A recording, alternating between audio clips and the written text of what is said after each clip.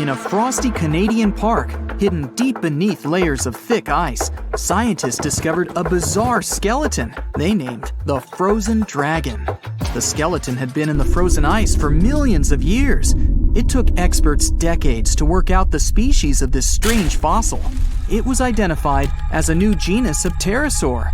Pterosaurs were massive flying reptiles with wingspans of over 16 feet. Their heads were 3.5 times the size of their bodies. Pterosaurs lived 76 million years ago when they soared above the dinosaurs. Scientists described them as the biggest, meanest, and most bizarre animals that ever flew.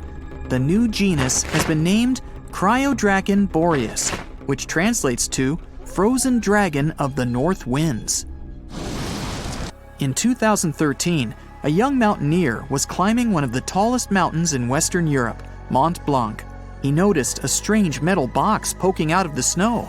The mountaineer pried the box open and found that it was filled with precious rubies, emeralds, and sapphires. The climber immediately handed the box to the authorities. It was discovered that the box likely belonged to a passenger on one of 2 flights from India that crashed into the mountain over 50 years ago. The box was valued to be worth over $200,000, and authorities are still searching for the heir to the small box of treasures. In northwest Siberia in 2007, a reindeer herder was on an outing with his sons when he noticed something strange in the ice. The man realized it was a frozen mammoth calf and immediately contacted the local museum. The calf was named Luba and was the best preserved mammoth mummy in the world at the time of its discovery. Luba had been in the ice for 41,800 years and is around 30 to 35 days old. From trunk to tail, the mammoth calf is roughly the same size as a large calf. If you're interested in seeing for yourself, Luba travels to museums all around the world. On the frozen continent of Antarctica, covered in layers of ice and snow, is Mount Erebus, the frozen volcano. The volcano was discovered in the middle of an eruption in 1841 by explorers on an Arctic expedition. The volcano is over 12,000 feet tall and has been active for the last 1.3 million years. Deep within the middle of the volcano is a huge crater filled with large volumes of molten lava. The volcano has occasional explosions, which means it's classified as being in continuing eruption. However, these eruptions are nothing to worry about because they're generally rather small. Back in 1991, 2 hikers were traveling across the Italian Alps when they stumbled across a body that they presumed to belong to a recently lost hiker. The duo trudged back down the mountain to report their unfortunate findings. Once the remains were recovered, it was clear that the body was not recent at all. Scientists determined that the Iceman was more than 5,000 years old and named him Otzi. The discovery was unlike anything scientists had ever before seen because the body was so well preserved.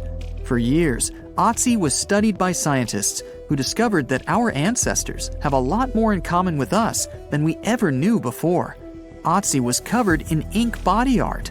Research done on the contents of his stomach revealed that his last meal was dry cured meat, similar to the bacon we eat today.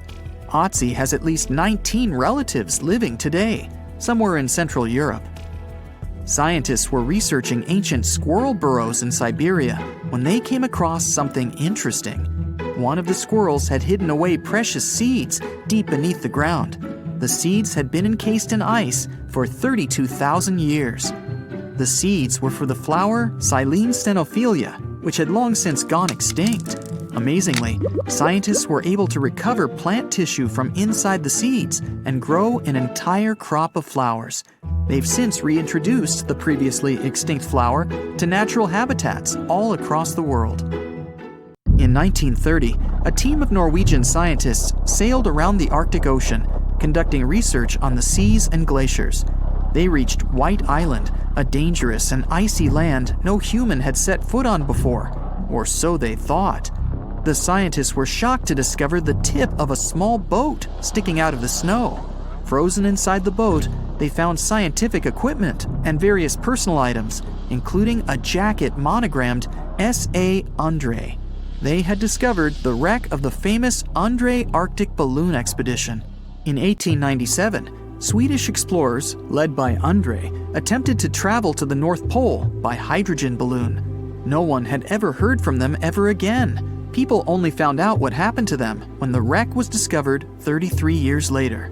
It turns out that the balloon had crashed on White Island only 2 days after departing from Sweden. The explorers traveled along the island on a small makeshift boat, but were unable to make it any further. The best preserved woolly mammoth ever found was discovered in an area of permafrost in Siberia in 2010.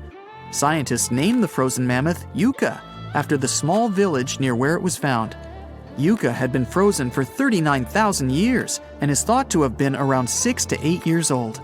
Because Yucca is so well preserved, it has been studied for years and provided new information about mammoths. In 2019, scientists reported that they were able to activate cells taken from Yucca's tissue. Maybe one day we'll have woolly mammoths roaming the land. From looking at pictures and videos of Antarctica, the continent appears to be freezing cold, covered in snow, and flat, except for a few small hills. Scientists believe that too. When studying the Gomburtsev Mountains in the early 2000s, they were shocked to discover that the small rocky hills were actually the peak of a gigantic mountain formation under a mile of snow. Using radar technology, researchers worked out that the mountains are really around 10,000 feet tall and sprawl across 750 miles.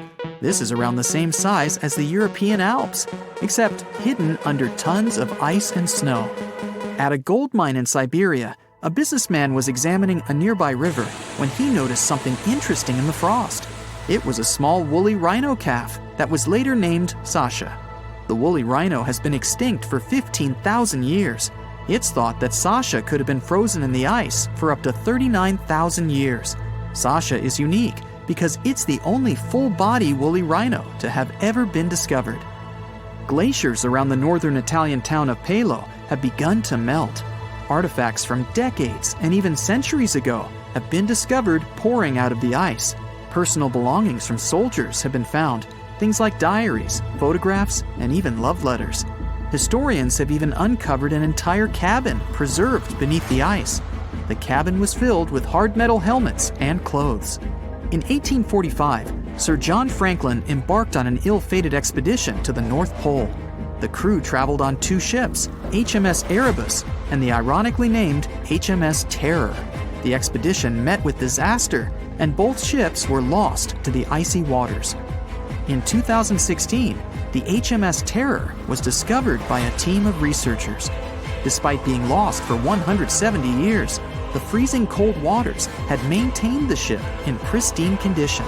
Scientists described the ship as frozen in time. Dinner plates and glasses were still on shelves, beds and desks were still in order, and even the passengers' luggage appeared to be in good condition. The HMS Erebus was also discovered nearby, but due to changing water conditions, the ship wasn't in great shape. The glacial ice surrounding a mountain passageway in Norway that was notoriously used by the Vikings has revealed hundreds of ancient artifacts. One of these artifacts was a giant unopened wooden box that was welded together. Researchers were beside themselves with anticipation, waiting to open this box. They believed it would be filled with Viking treasures or artifacts that would give us an insight into ancient society. When they opened the box, all that was inside was a plain old beeswax candle. It turns out that this box wasn't actually as old as they thought it was. By analyzing the candle, they discovered that the box dates back to the 17th century. The age of the Vikings had ended by the 11th century. It's likely that the candle box belonged to a farmer who was shipping it from his summer farm to his winter farm to light up the long nights. In 2011, scientists from Chile found a weird-looking fossil in Antarctica that looked like a squashed football.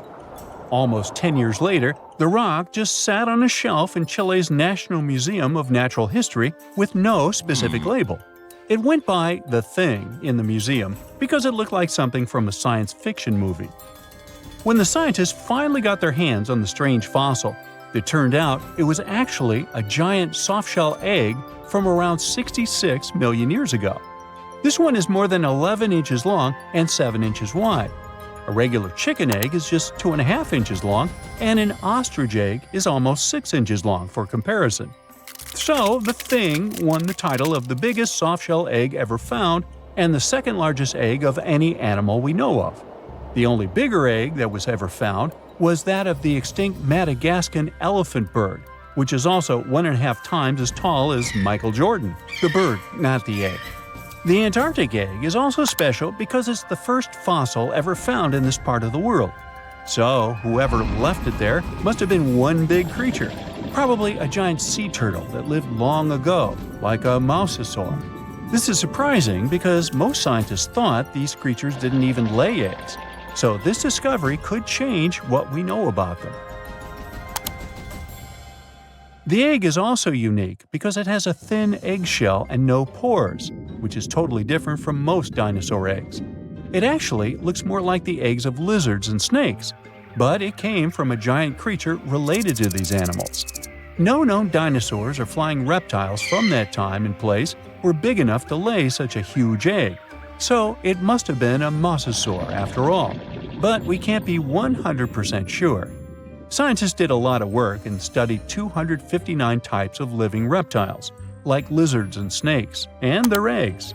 From this, they figured out that the mommy who laid the egg was probably at least 23 feet long, not counting her tail.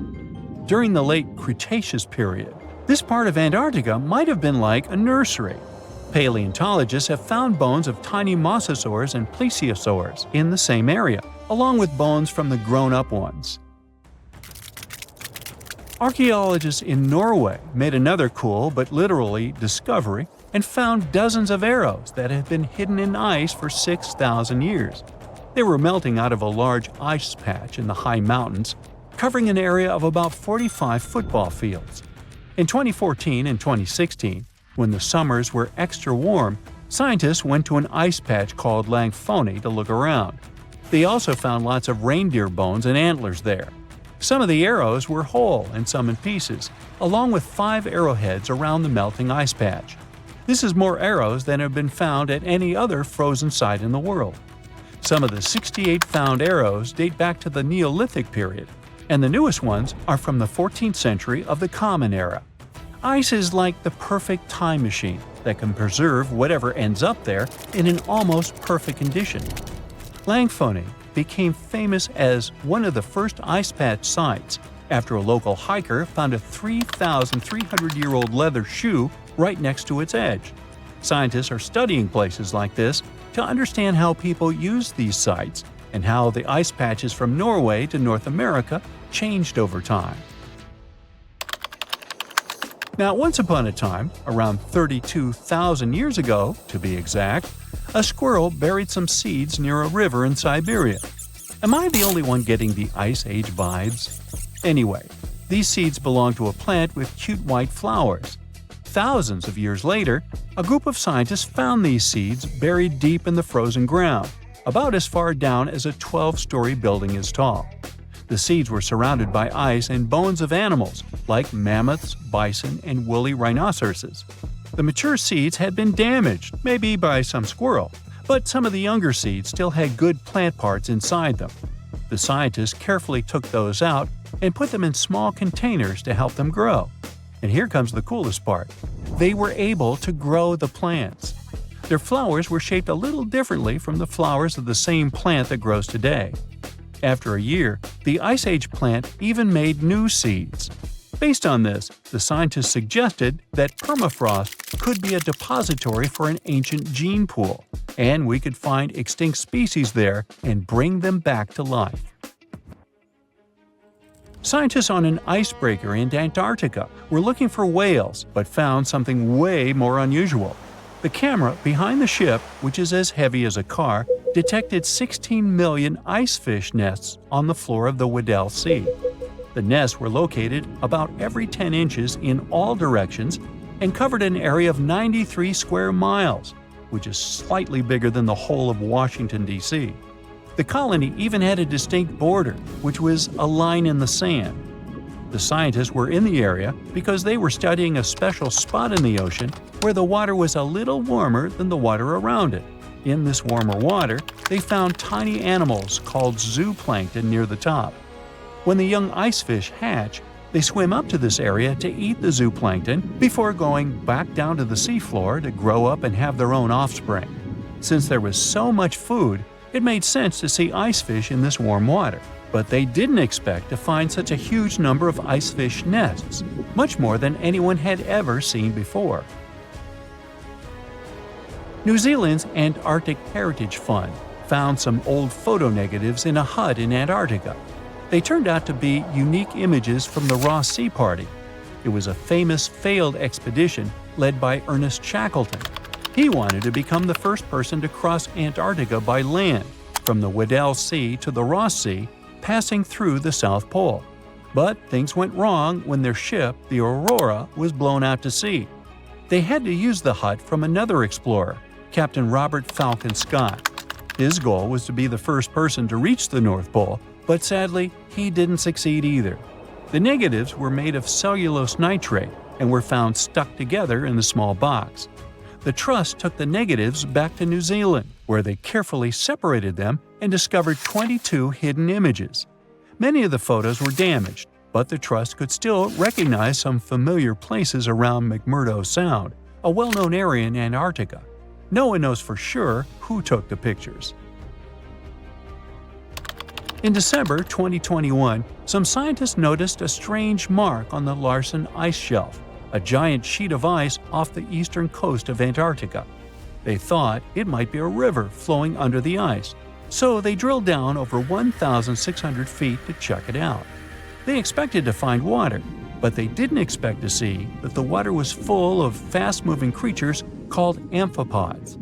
The scientists also found that the water in the underground river had unusual layers of currents moving in different directions, which they still don't fully understand. Another surprising thing happened during their research. On December 20th of the same year, a volcano erupted far away in Tonga, and the pressure waves from the eruption were detected all the way down in the ice river in Antarctica. It shows how everything on our planet is connected, even in the most distant places.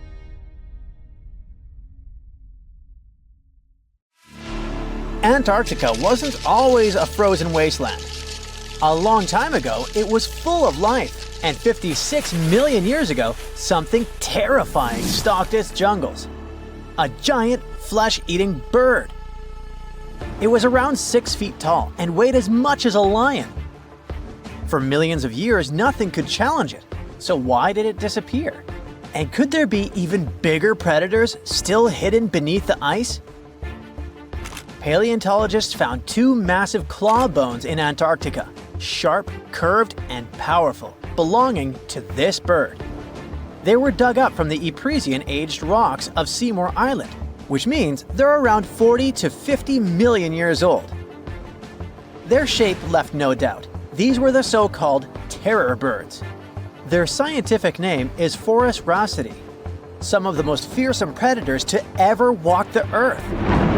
They were flightless and didn't even need wings. Instead, they could sprint at breakneck speeds, like ostriches from a nightmare. For millions of years, these birds ruled South America. But now, for the first time, their presence has been confirmed in Antarctica. No surprise here. Back then, South America and Antarctica were still connected, allowing animals to easily commute between continents. So these birds probably migrated south to adapt to life on Antarctica's prehistoric landmass. It didn't just survive here, it thrived. But at some point, this nightmare of an animal vanished. Why? Most likely because of the temperature changes. Antarctica was cooling, slowly turning into the frozen wasteland we know today. Its prey may have declined, leaving the predator without enough food. Eventually, it disappeared, leaving no descendants behind. Researchers hope that they'll find a complete skeleton eventually. They're also wondering where there might be even bigger species waiting to be discovered. Perhaps these birds evolved into a completely new Antarctic lineage.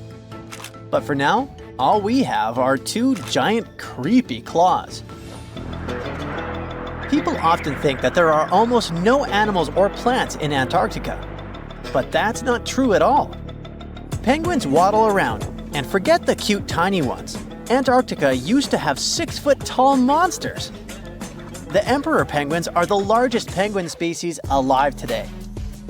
They can dive over 1,800 feet deep and hold their breath for over 20 minutes. There were giant ancient penguins around 38 million years ago. They were the size of humans. Fossils show they had long, sharp beaks, making them terrifying hunters of fish and squid. The fish there are also absolutely fascinating. Forget giant squids. Colossal squids are nightmares even bigger. Some reach over 40 feet long with massive, super sharp beaks and eyes the size of dinner plates. Finally, orcas, the apex predators of the Antarctic Ocean. They hunt in packs, working together like a wolf pack of the sea to take down seals, fish, and even massive whales. There are even tiny plants like moss and algae. Antarctic hairgrass and pearlwort. They somehow survive against all odds. There are many other myths going on about Antarctica. For example, some people think that when icebergs break off from glaciers, they immediately start drifting straight into the open ocean until they melt. But the reality is way more chaotic. First, when an iceberg breaks off from a glacier or ice shelf, it has to deal with underwater obstacles. It can stay stuck on the seafloor for decades without moving. Then they get caught in powerful whirlpools and spin in place for months. One iceberg, a 23A, spent nearly 40 years frozen in place before finally breaking free, only to get caught in a swirling ocean vortex for another 8 months. After that, their paths are influenced by ocean currents, tides, winds, and even underwater topography. They don't just float freely. Their movements are full of literal, unexpected twists. And speaking of glaciers, another strange rumor is that some humans can't travel more than 311 miles inland in Antarctica because of an impassable ice wall, freezing jet fuel, deadly winds, and no oxygen. But this is completely false. Antarctica has been explored by planes, vehicles, and even scientists on foot. There's an entire research station sitting at the South Pole. People live there all year long. The ice wall is real, a massive ice cliff rising above the ocean. But that isn't some secret barrier, it's an ice shelf. These are thick slabs of ice that form when glaciers slowly flow off the land and spread over the ocean. Almost 3/4 of Antarctica's coastline is made up of them, but they don't form some giant ring around the world. Antarctica is one of the most extreme places on Earth, but we've conquered its challenges, and we keep learning more about it every year. That's why every year, millions of dollars are poured into keeping research stations running, protecting wildlife, and making sure the people who live there have everything they need. But where does all this money go? Well, Antarctica stations are basically small cities. There's electricity, heating, water purification, food storage, and medical facilities. The biggest station, McMurdo, is basically a town with over 1,000 people in summer. It has everything from a fire station to a gym. The South Pole Station is super deep inland, so it's one of the hardest places to supply. Getting food and fuel there requires airplanes flying thousands of miles in extreme cold. But the internet loves a good mystery. When Google Maps revealed what looked like a massive doorway in Antarctica, conspiracy theorists went wild. People joked about everything from Bigfoot's vacation home to a secret base, or even a Star Trek spaceship hangar hidden in the ice. But there's a way simpler and less exciting explanation. It's actually a grounded iceberg, a chunk of ice that got stuck in shallow water and is now slowly melting. As ice moves across the landscape, it flows around bumps and obstacles, creating odd shapes. The process of melting, breaking apart, and refreezing can carve ice into unexpected forms. Antarctica also has incredibly strong downward-blowing winds that sculpt ice into dramatic formations over time. No secret doorway, unfortunately. And speaking of doors, for years, Ushuaia, Argentina, has been called the gateway to Antarctica. The last stop before the icy continent. The place where expeditions begin. But there's another option. Punta Arenas, Chile. Let's compare them. Ushuaia is closer to Antarctica. It's the top departure point for tourists going on cruises. But no regular flights to Antarctica. No major scientific bases operating from here. It's basically controlled by the military, which refuses to allow private flights, only commercially operated ships. Yes, Punta Arenas is further from Antarctica, but 22 countries and global organizations use it as their main base. There are regular flights to Antarctica happening there every year. Private airlines can actually operate here, making it the real air connection to Antarctica. Ushuaia may have the best location physically, but Punta Arenas actually runs the show. Argentina made a huge error in picking its Antarctic airbase. Instead of setting up a simple, accessible base at sea level, they built Marambio Base, very high on rough terrain, completely impossible to reach by land. Everything has to be flown in by helicopter, making operations slow, expensive, and frustrating. For 50 years, Argentina stubbornly stuck to this bad decision, while Chile set up efficient, well-planned bases that the world now uses. If things don't change, Ushuaia will be nothing more than a tourist stop. But what's terrifying is that Antarctica seems to be returning to its past. It's supposed to be the coldest place on Earth, but something shocking happened just recently.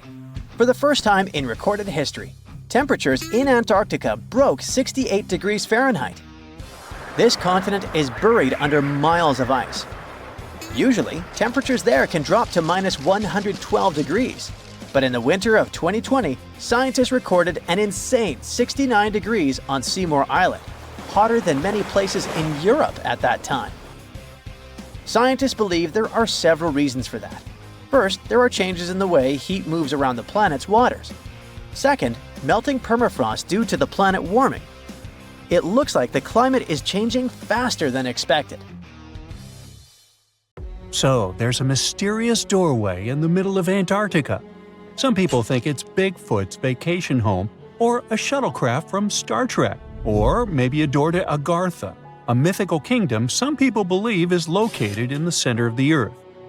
Well, the scientists debunked all these poetic theories and explained that what looks like a mysterious doorway is located in an area of fast sea ice. It's offshore of the coast and is full of little islands with shallow water around them.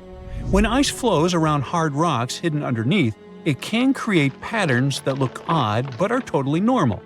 In this spot, the ice is thin, so the rocks underneath have a big effect on how the ice moves. The cold winds in Antarctica also shape the ice and snow and make it look like they're lines and shapes. So, the mysterious doorway is just a rocky ridge poking out because the ice has melted a little. The top of the doorway is the tip of the rock, and the sides are snowy trails left by strong winds blowing in the same direction. It's essentially an iceberg that got stranded and is melting in one place. One YouTuber found another out-of-place mysterious object more than 150 miles off the shore of Antarctica, a 400-foot-long ice ship. The internet went wild with theories like that the ship must have ended up there right from the Bermuda Triangle. But there was no scientific proof that it was a ship and not just a large chunk of ice. And once some other internet users revisited the place, they noticed the ice melted in the summer and the hypothetical ship was gone. Another mysterious Google Maps find in Antarctica was a pyramid. And before you make up an exciting theory about how the ancient Egyptians built a secret base here, I have to tell you it turned out to be just a mountain. It's part of the tallest mountain range in Antarctica that stretches for almost 250 miles. It's not the first pyramid on this continent, as explorers from the British Antarctic Expedition found another unusually shaped mountain and nicknamed it the Pyramid. But this one didn't even have a pyramid shape. Here's one Antarctic find that definitely won't disappoint you: a giant ice shelf that reminded scientists of the Grand Canyon. A special submarine robot named RAN covered over 600 miles under the thick ice and brought back some amazing footage of icy mountains, valleys, flat plateaus, and swirly patterns made entirely of ice. One of the strangest things RAND found was giant bowl-shaped holes, or scoops, in the ice. Sadly, scientists lost track of the robot. They think that curious Wendell seals may have accidentally bumped into RAND and caused it to get stuck. To save energy, RAND probably shut itself down, and the scientists couldn't find it again. But the team is hoping to build a new robot and continue exploring this icy canyon to see how the patterns under the ice might change over the years. Another huge Antarctic canyon was found thanks to bad weather. A team of sound experts had to pause their work at the Casey Research Station in a storm. Instead of waiting around, they decided to use the unexpected free time to map the seafloor near Adams Glacier. And that's how they found a canyon that is almost 7,000 feet deep, almost 30,000 feet wide, and stretches over 28 miles away from the glacier.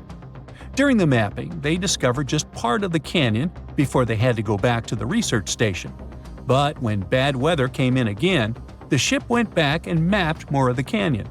They were working in waves up to 13 feet high and super powerful winds, but they managed to get about 15 hours of data to complete their map. On the way back to Australia, they stopped one last time, and now they've got a full picture of the canyon. Studying it is helping scientists learn more about the history of glaciers and the interaction between the Antarctic ice sheet and the ocean. Now, there's a frozen lake in Antarctica called Lake Enigma. For a long time, people thought the lake was completely frozen solid. But during one expedition, researchers found that under the thick ice, there was a layer of liquid water about 40 feet deep. To learn more, they drilled through the ice and sent down a camera to explore what was hiding in the lake's depths. The lake's water, which they think comes from the nearby Amorphous Glacier through a secret underground pathway, was filled with strange microbial life. These tiny microbes lived in mats that covered the lake bed. Some of the mats were thin and spiky, and others looked like crumpled carpets, or even small tree-like shapes that grew up to 16 inches. Many of the microbes could make their own food through photosynthesis, just like plants do, and it gave the lake a high amount of oxygen. One of the coolest discoveries was a type of microbe which usually lives in low-oxygen places. Lake Enigma might be similar to environments on icy moons like Europa or Enceladus, so it could mean that these moons also have hidden water under their ice and possibly microbial life too. One more mind-boggling discovery from Antarctica is tiny pieces of amber in mudstone, found here for the very first time. It took scientists years of studying incredibly well-preserved fossilized roots, pollen, and spores that they found back in 2017. Amber proves that resin-producing trees once grew in Antarctica, part of a lush rainforest that existed near the South Pole during the mid-Cretaceous period. Back then, disclaimer, I wasn't around then, the trees would have had to survive through months of darkness during the long Antarctic winters. Scientists believe they adapted by going dormant for a long time. The amber pieces the scientists found are tiny, but they are beautiful shades of yellow and orange with bumpy surfaces that show how the resin flowed out of the trees.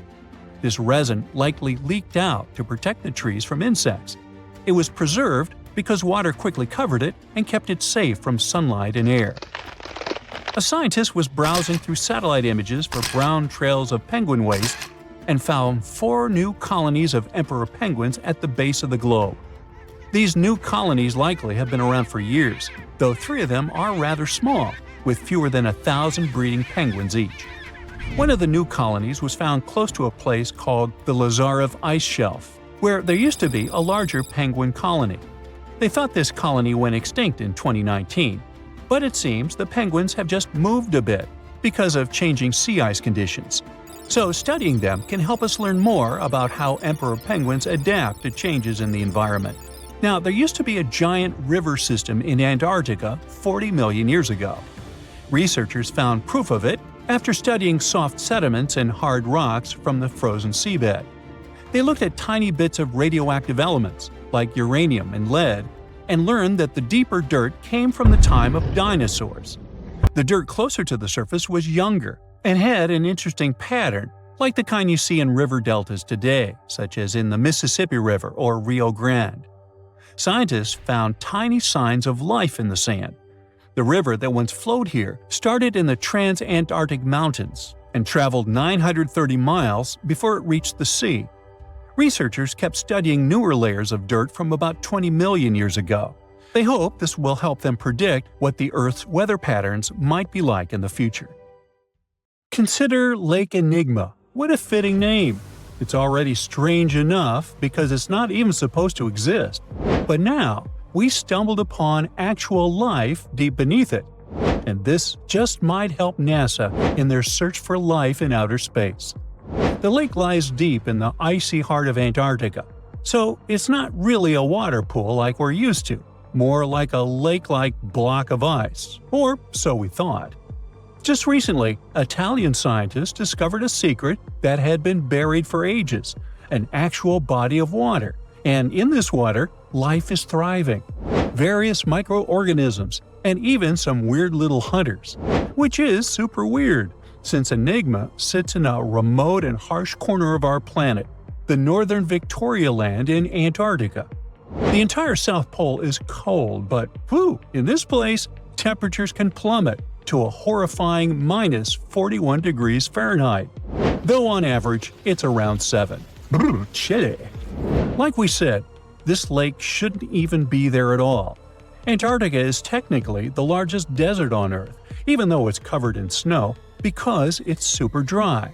There are zero rains, truly little snowfall, and the sun barely evaporates anything.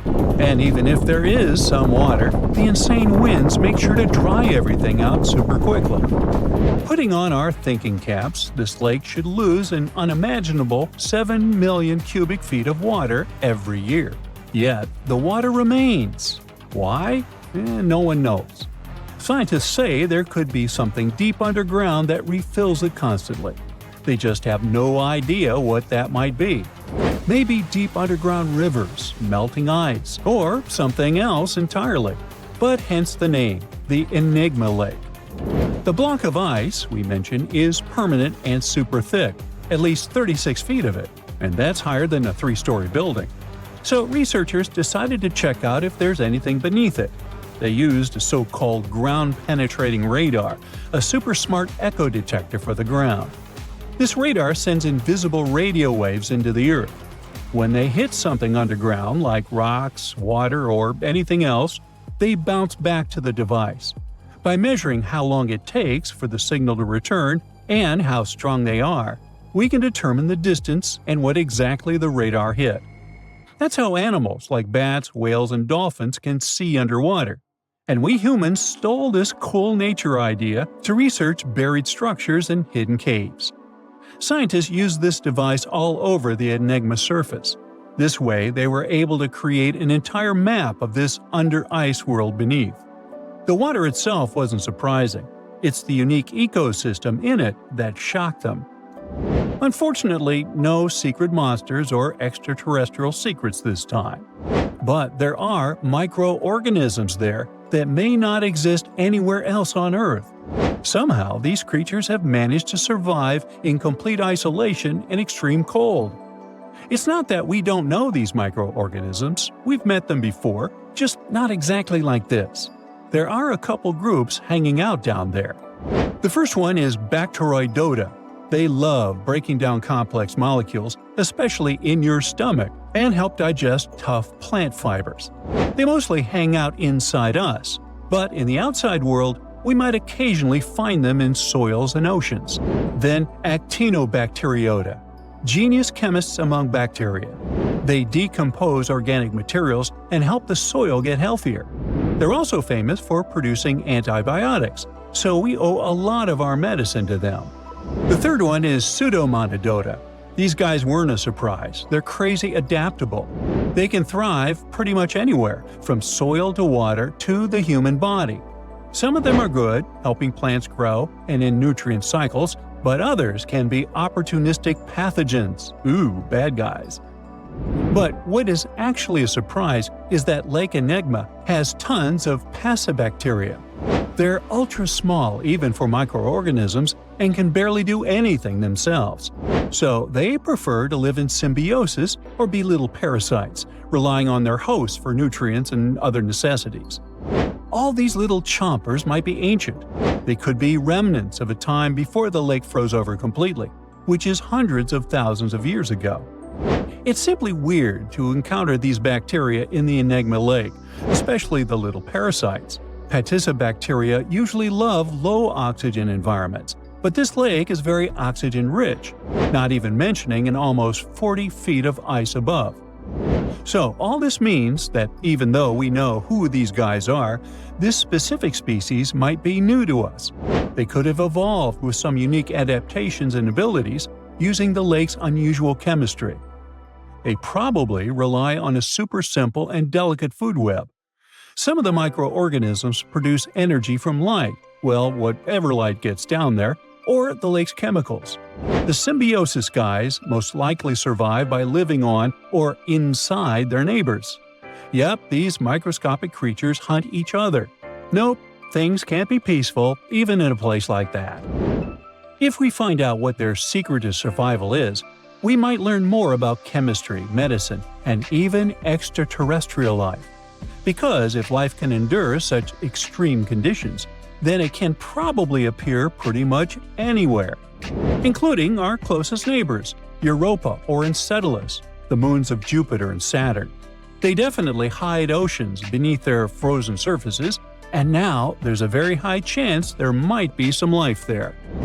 Antarctica must be the closest thing we have to extraterrestrial exploration before we actually land on other planets. It's full of hidden mysteries and surprising creatures. Even outside of Lake Enigma, the South Pole harbors life. Just take the McMurdo Dry Valleys, which are often referred to as Earthly Mars. These are among the most mysterious and extreme places on our planet. They're stretching across Victoria Land in Antarctica, and this is one of the driest places on Earth. Makes sense if you remember the name. Surprisingly, unlike other parts of the South Pole, this land is almost entirely devoid of snow and ice, just lots of super cold ground. There might even be some sand dunes nestled here and there between the rugged mountains. The ground is mostly covered in loose gravel, scattered with ancient rocks made of granite, and something interesting called gneiss, just spelled differently. It's the type of rock that's been through a lot, literally. It's usually born when granite and sedimentary rocks have to endure insane pressure or horrifying heat for a while, a process called metamorphism. These conditions are so intense that they literally rearrange the minerals into layers. That's why gneiss has such beautiful foliated looks. It's the planet's version of baking a layered cake. It's amazing because this place is almost exactly the way it was millions of years ago. These valleys are frozen in time, and they give us a little glimpse into Earth's distant past. And that includes life. Once again, local winds are absolutely terrifying gusts of cold air racing downhill, and they evaporate snow faster than it can even melt. So, logically, you shouldn't find much water here, not even mentioning life. But somehow, you can still stumble across frozen lakes and saline ponds in the dry valleys. And local life stretches all reason and our understanding of biology. It exists inside the rocks themselves. Microorganisms are hidden in slightly moist cracks and crevices. Deep inside, there's endolithic bacteria. These guys are super chill. Instead of moving around like other microorganisms, they always stay put inside their little rocky homes. How do they survive? Through photosynthesis. Just like plants, they take teeny tiny parts of light that gets in crevices and acts like little solar panels, getting energy from the sun. Meanwhile, in another place, beneath the Taylor Glacier, there's bacteria that literally doesn't eat anything. Not comfort, not sunlight, not even oxygen. These guys rely on a diet of dusty rocks and sulfur to fuel their weird metabolisms. By breaking down sulfur and iron, they get energy to sustain themselves. This way, they easily survive in deep seas at sub-freezing temperatures, completely cut off from sunlight, oxygen, and the world itself. This place is fascinating for both its life and the lack of it. In some parts of the valleys, like University Valley, yes, that's what it's called, the permafrost is so harsh that no microbes were found at all. This might be one of the only places on Earth where life appears to be completely absent, a quite scary idea. Anyway, now scientists are thinking about learning more about Lake Enigma and drilling this Mars-like environment, exactly for that reason, to see how we could get samples from Mars in the future. Ooh, you're diving into the dark and icy waters of Antarctica. The airy blue darkness is enveloping you, reminiscent of the vast expanse of open space. In these depths, where you least expect to encounter any living creature, you suddenly hear a loud, strange sound.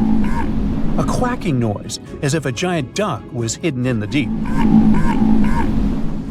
In 1960, researchers first recorded this sound and named it bioduck. Clever. For decades, they tried to unravel the mystery of its source.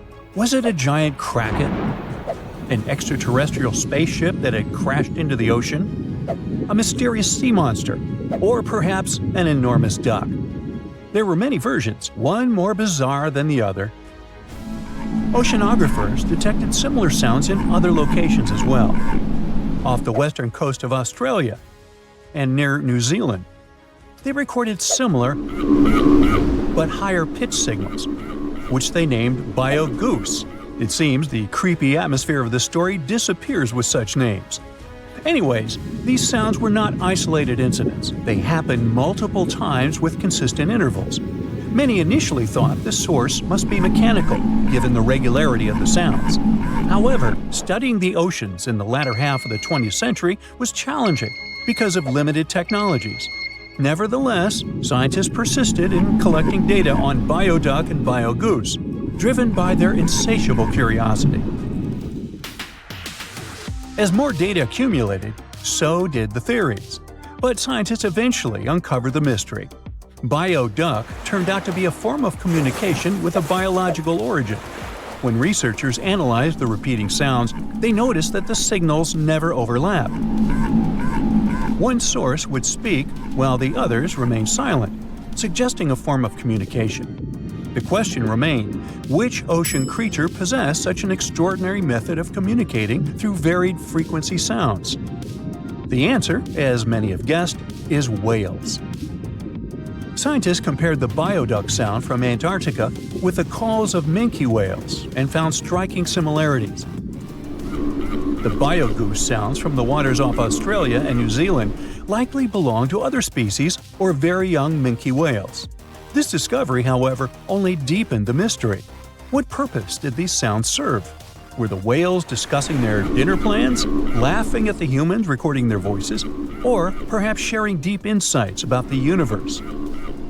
The possibilities were endless, but the most astonishing revelation was that humans might one day learn to communicate with these magnificent creatures.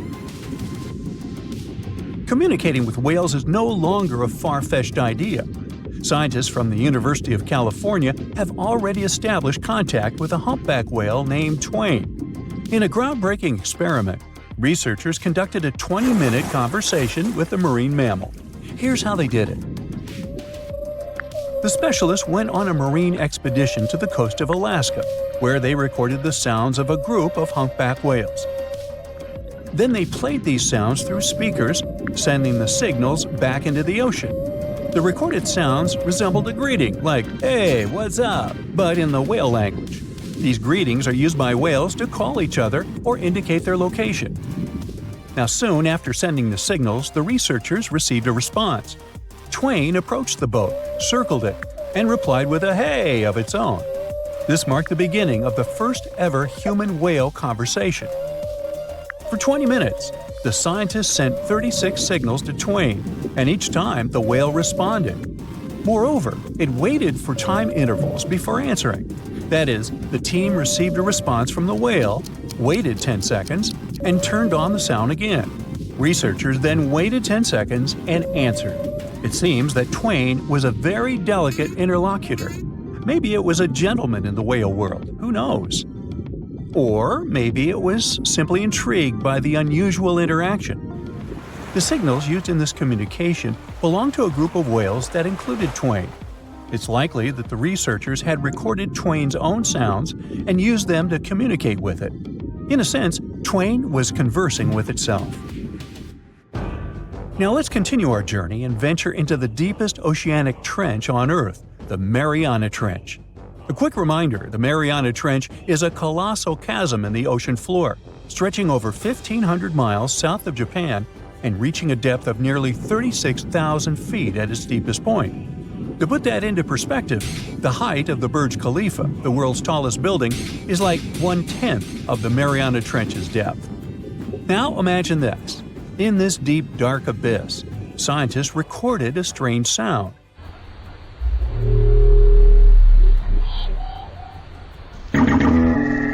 Unlike bioduck, this sound resembled something from a science fiction movie, a low rumble,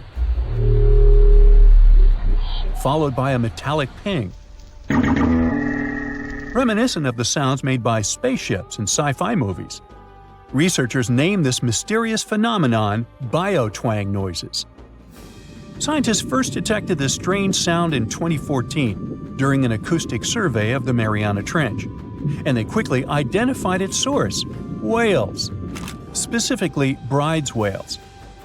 Using artificial intelligence, researchers analyzed around 200,000 hours of audio recordings from the ocean and found matches with a group of Bryde's whales. Like other animals, these whales use sounds as a form of communication. Now, did you know what else was found at the bottom of the Mariana Trench? A plastic bottle. It's unlikely it was done by a kraken or a whale or some type of monster. Everything is simpler here. The bottle ended up there because of a human. But that's a topic for another video. Okay, let's deal with one more sound. No whales this time, just a mysterious sound in the loneliest place on Earth. This place is called Point Nemo, and that's why it's so lonely. Located in the South Pacific Ocean, Point Nemo is the most remote spot from any land. The nearest island is 1,450 nautical miles away. It's about the same long distance from land in all other directions. Moreover, here, there's almost no marine life, since few water currents reach this spot, and therefore few nutrients are supplied. In a sense, it's a water desert. And so, in 1997, oceanographers recorded a very strange and frightening sound coming from the depths in the area of Point Nemo.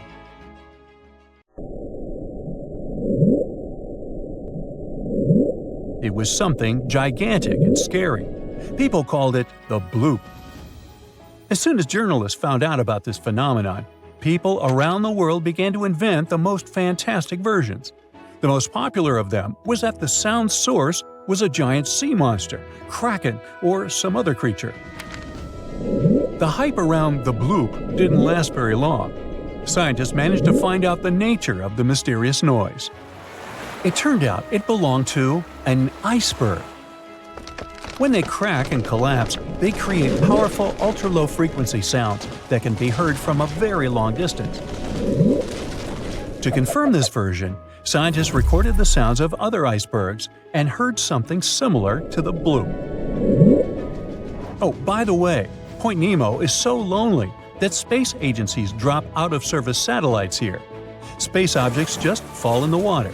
There's a 99% chance that no animal or human will be harmed by falling debris in this lonely place. That's why many people call it the satellite cemetery. But what if, someday, a spaceship from another planet falls here? What if it has already fallen in Point Nemo and sometimes emits an emergency signal that breaks through the ocean?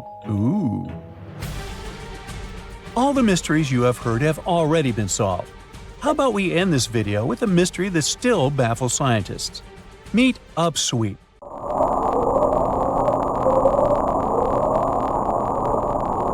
One of the most mysterious sounds ever recorded in the ocean. It's not just noise, it's a series of short ascending tones repeated at intervals of several seconds. It was first discovered in 1991 using hydrophones installed in the Pacific Ocean. At first, oceanographers suggested that upsweep could be associated with volcanic activity or underwater earthquakes. but the seasonal nature of the sound and its intensity change depending on the time of year, which rules out these versions. People began to consider hypotheses related to the biological life of the ocean. They studied the migration routes of marine animals and their behavior at different times of the year.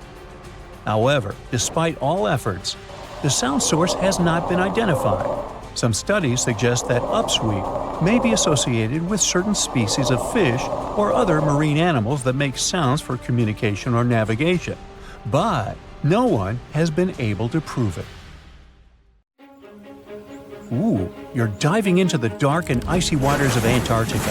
The eerie blue darkness is enveloping you, reminiscent of the vast expanse of open space. In these depths, where you least expect to encounter any living creature, you suddenly hear a loud, strange sound. A quacking noise, as if a giant duck was hidden in the deep. In 1960, researchers first recorded this sound and named it bioduck. Clever. For decades, they tried to unravel the mystery of its source. Was it a giant kraken? An extraterrestrial spaceship that had crashed into the ocean? A mysterious sea monster? Or perhaps an enormous duck? There were many versions, one more bizarre than the other. Oceanographers detected similar sounds in other locations as well, off the western coast of Australia and near New Zealand. They recorded similar but higher pitch signals, which they named bio-goose. It seems the creepy atmosphere of the story disappears with such names. Anyways, these sounds were not isolated incidents. They happened multiple times with consistent intervals. Many initially thought the source must be mechanical, given the regularity of the sounds. However, studying the oceans in the latter half of the 20th century was challenging because of limited technologies. Nevertheless, scientists persisted in collecting data on bioduck and biogoose, driven by their insatiable curiosity. As more data accumulated, so did the theories. But scientists eventually uncovered the mystery. Bioduck turned out to be a form of communication with a biological origin. When researchers analyzed the repeating sounds, they noticed that the signals never overlapped. One source would speak while the others remained silent, suggesting a form of communication. The question remained, which ocean creature possessed such an extraordinary method of communicating through varied frequency sounds? The answer, as many have guessed, is whales. Scientists compared the bioduck sound from Antarctica with the calls of minke whales and found striking similarities. The biogoose sounds from the waters off Australia and New Zealand likely belong to other species or very young minke whales. This discovery, however, only deepened the mystery. What purpose did these sounds serve? Were the whales discussing their dinner plans, laughing at the humans recording their voices, or perhaps sharing deep insights about the universe? The possibilities were endless, but the most astonishing revelation was that humans might one day learn to communicate with these magnificent creatures. Communicating with whales is no longer a far-fetched idea. Scientists from the University of California have already established contact with a humpback whale named Twain. In a groundbreaking experiment, researchers conducted a 20-minute conversation with the marine mammal. Here's how they did it. The specialists went on a marine expedition to the coast of Alaska, where they recorded the sounds of a group of humpback whales. Then they played these sounds through speakers, sending the signals back into the ocean. The recorded sounds resembled a greeting, like, "Hey, what's up?" but in the whale language.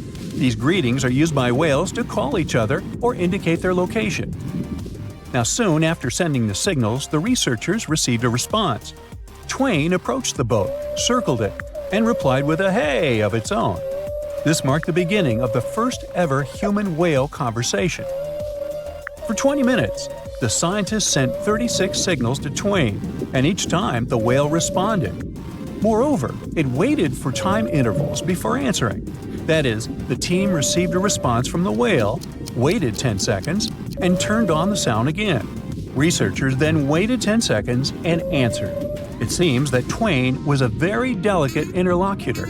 Maybe it was a gentleman in the whale world, who knows? Or maybe it was simply intrigued by the unusual interaction. The signals used in this communication belonged to a group of whales that included Twain. It's likely that the researchers had recorded Twain's own sounds and used them to communicate with it. In a sense, Twain was conversing with itself. Now let's continue our journey and venture into the deepest oceanic trench on Earth, the Mariana Trench. A quick reminder, the Mariana Trench is a colossal chasm in the ocean floor, stretching over 1,500 miles south of Japan and reaching a depth of nearly 36,000 feet at its deepest point. To put that into perspective, the height of the Burj Khalifa, the world's tallest building, is like 1/10 of the Mariana Trench's depth. Now imagine this. In this deep, dark abyss, scientists recorded a strange sound.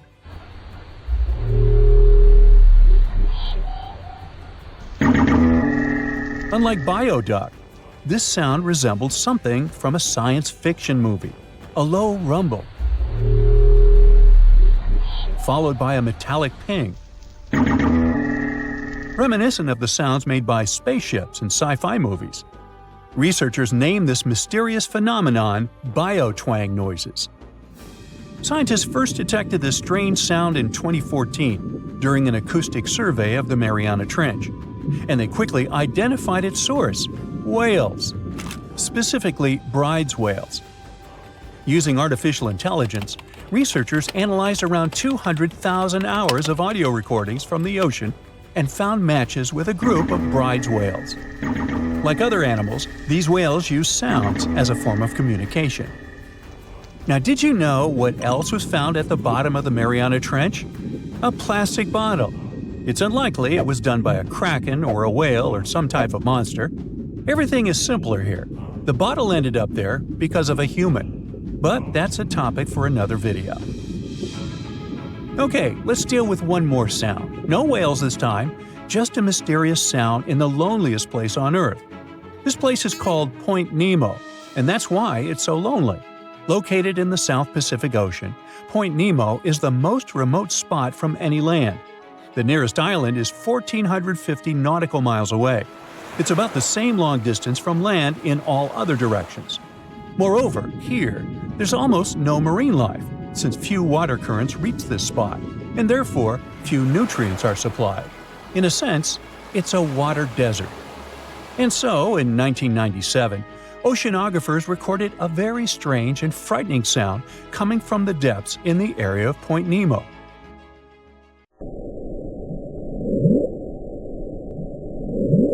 It was something gigantic and scary. People called it the bloop.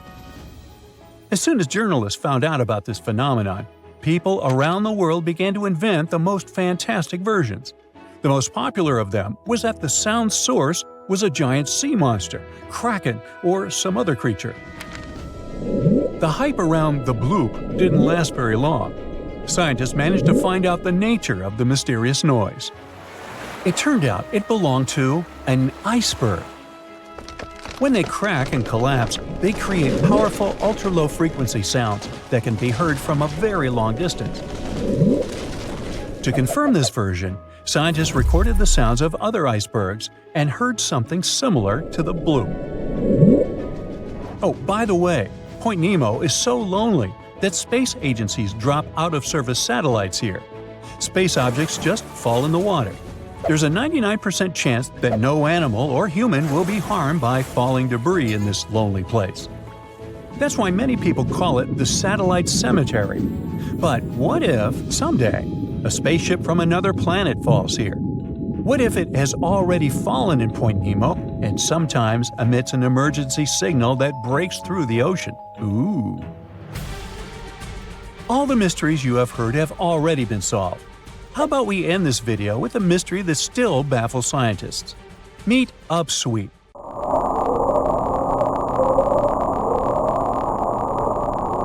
One of the most mysterious sounds ever recorded in the ocean. It's not just noise, it's a series of short ascending tones repeated at intervals of several seconds. It was first discovered in 1991 using hydrophones installed in the Pacific Ocean. At first, oceanographers suggested that upsweep could be associated with volcanic activity or underwater earthquakes. but the seasonal nature of the sound and its intensity change depending on the time of year, which rules out these versions. People began to consider hypotheses related to the biological life of the ocean. They studied the migration routes of marine animals and their behavior at different times of the year. However, despite all efforts, the sound source has not been identified. Some studies suggest that upsweep may be associated with certain species of fish or other marine animals that make sounds for communication or navigation, but no one has been able to prove it. Antarctica, a snowy world of about -46 degrees Fahrenheit, covered in ice for millions of years. But it wasn't always this way. Scientists just found something buried deep beneath the seafloor that shouldn't exist. Tiny golden droplets of amber. This means that Antarctica was once teeming with life and thick with trees. But something happened to it. Something that could reshape the way we see our own future. Antarctica has been a land of howling winds for millions of years. No tree can grow here today. But scientists who studied those lands decided to drill deep beneath the Antarctic surface. They went thousands of feet below the ice, pulling up ancient layers of sediment. And there, trapped in time, they found tiny pieces of golden amber. Amber is basically fossilized tree resin. It's found all over the world, often with perfectly preserved pieces of ancient life. Insects trapped mid-flight, pollen frozen in time. Entire tiny ecosystems can be locked inside golden droplets. In every continent, but not in Antarctica. Until now. They discovered tiny specks from 0.5 to 1 millimeter in size, smaller than a grain of sand, but with huge significance. This droplet had once oozed from the bark of a tree about 90 million years ago. What's even wilder, amber is only produced by certain types of trees, the ones that grow in humid, temperate rainforests and jungles. That's when the realization hit. Antarctica used to be a rainforest.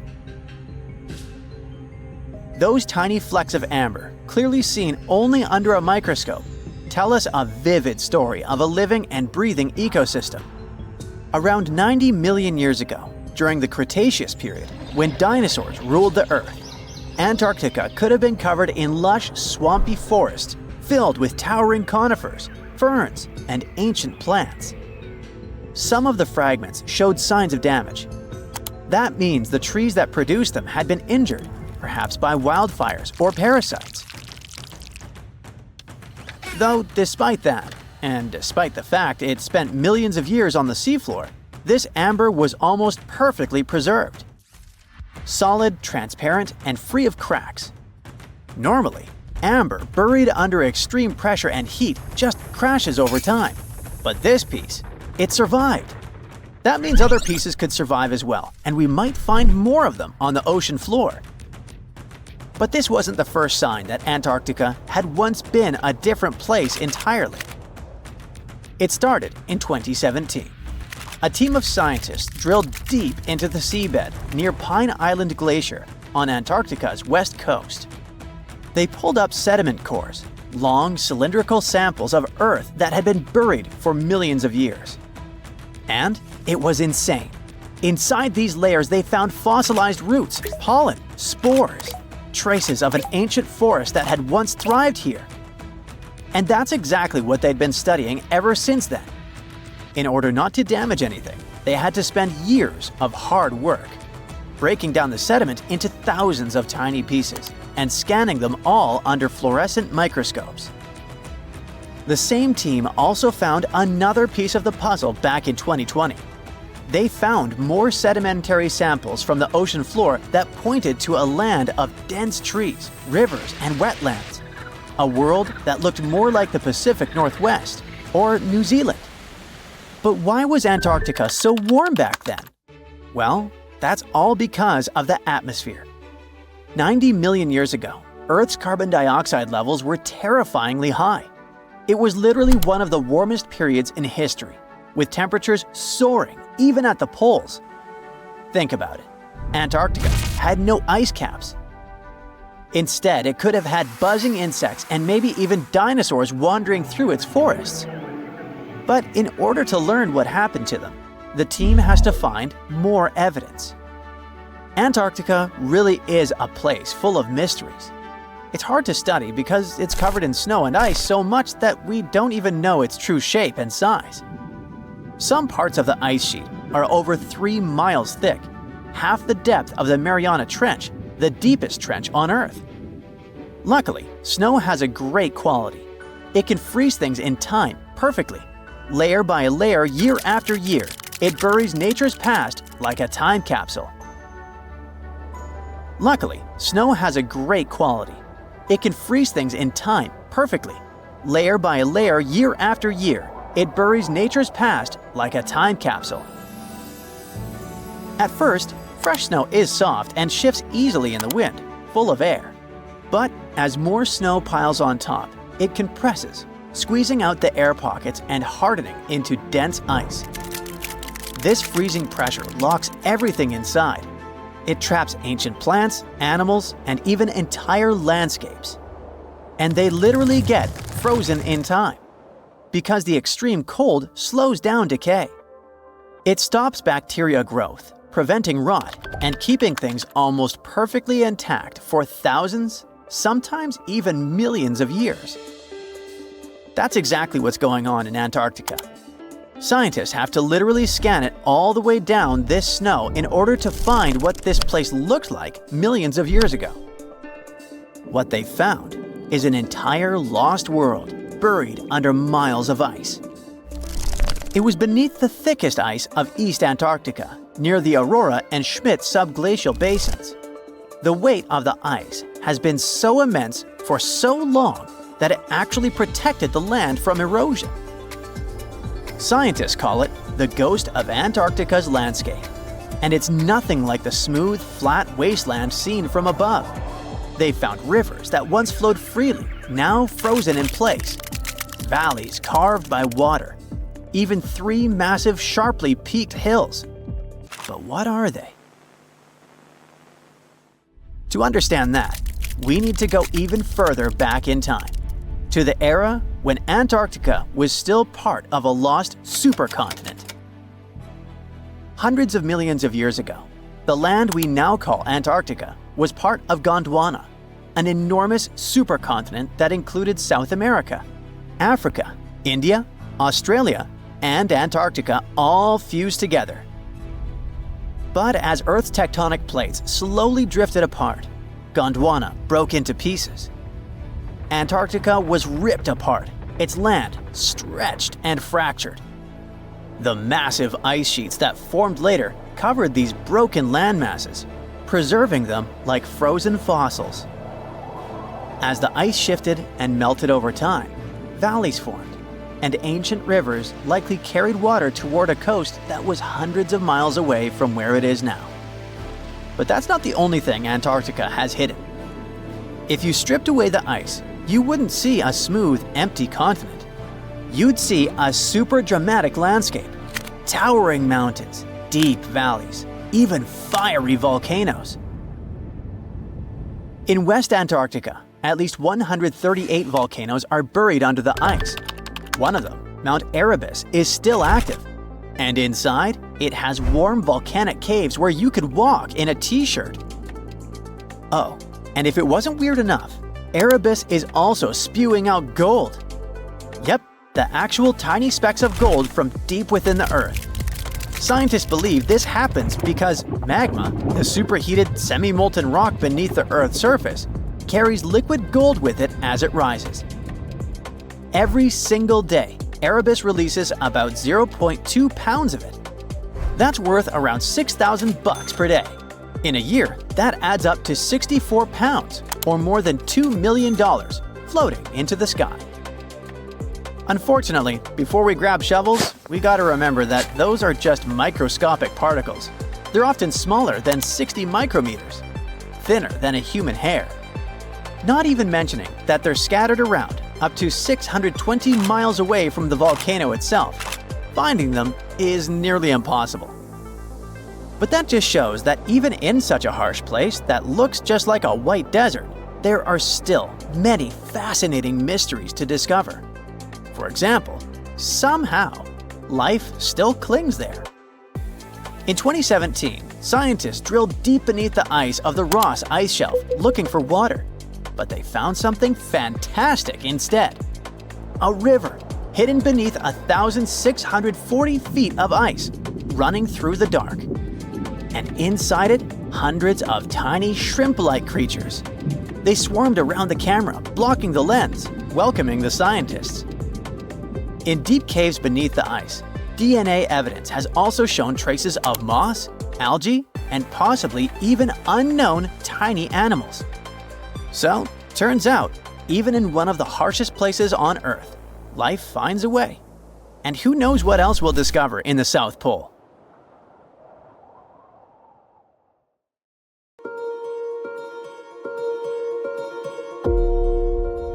In the summer between 2022 and 2023, over 100,000 people visited Antarctica.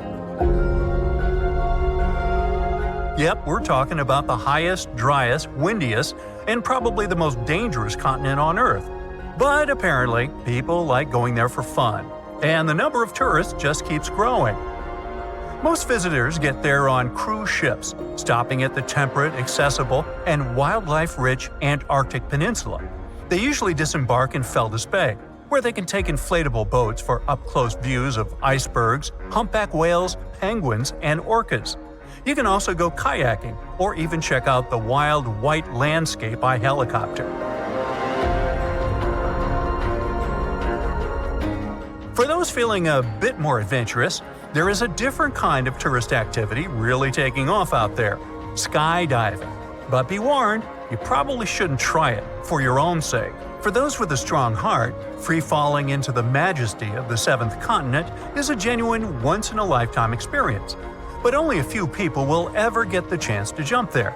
Even the companies offering this experience say it is only for really, really experienced skydivers. And that's because, even for pros, what should be an amazing adventure can easily turn tragic.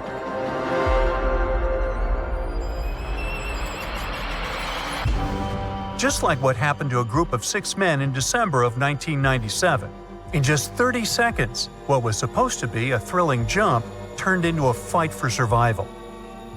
The group consisted of 3 Americans, 2 Norwegians, and 1 Austrian, all of them very experienced skydivers. One of them was a former Air Force captain with about 750 jumps under his belt. For these guys, skydiving in Antarctica probably felt like just another relaxing hobby, or maybe even a chance to experience the ultimate taste of freedom. The first part of their journey went well. They had to wait 4 days in Chile for the weather to clear at Patriot Hills, the base camp located in Antarctica. So they just hung out at the hotel, waiting for the big day.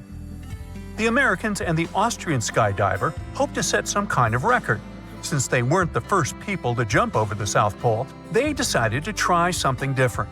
One of them suggested that, instead of each jumping solo, they should try to do some relative work, as it's called, doing a 4-way formation in the sky. You know, when people jump and hold each other's arms and legs? Well, everyone agreed. If everything went according to plan, they'd set a world record. Unfortunately, that didn't happen. On December 3rd, they finally flew to Antarctica and stayed at Patriot Hills Camp, where brightly colored tents were nestled against the Ellsworth Mountains. It was summer there, so it wasn't as freezing as you might think. We're talking about temperatures around 14 degrees Fahrenheit. For a group that didn't know each other well, they quickly bonded like close friends. After all, they were having the time of their lives, and they were all really passionate about skydiving. While waiting for their flight, they suited up and checked each other's equipment at least 4 times. Then it was time.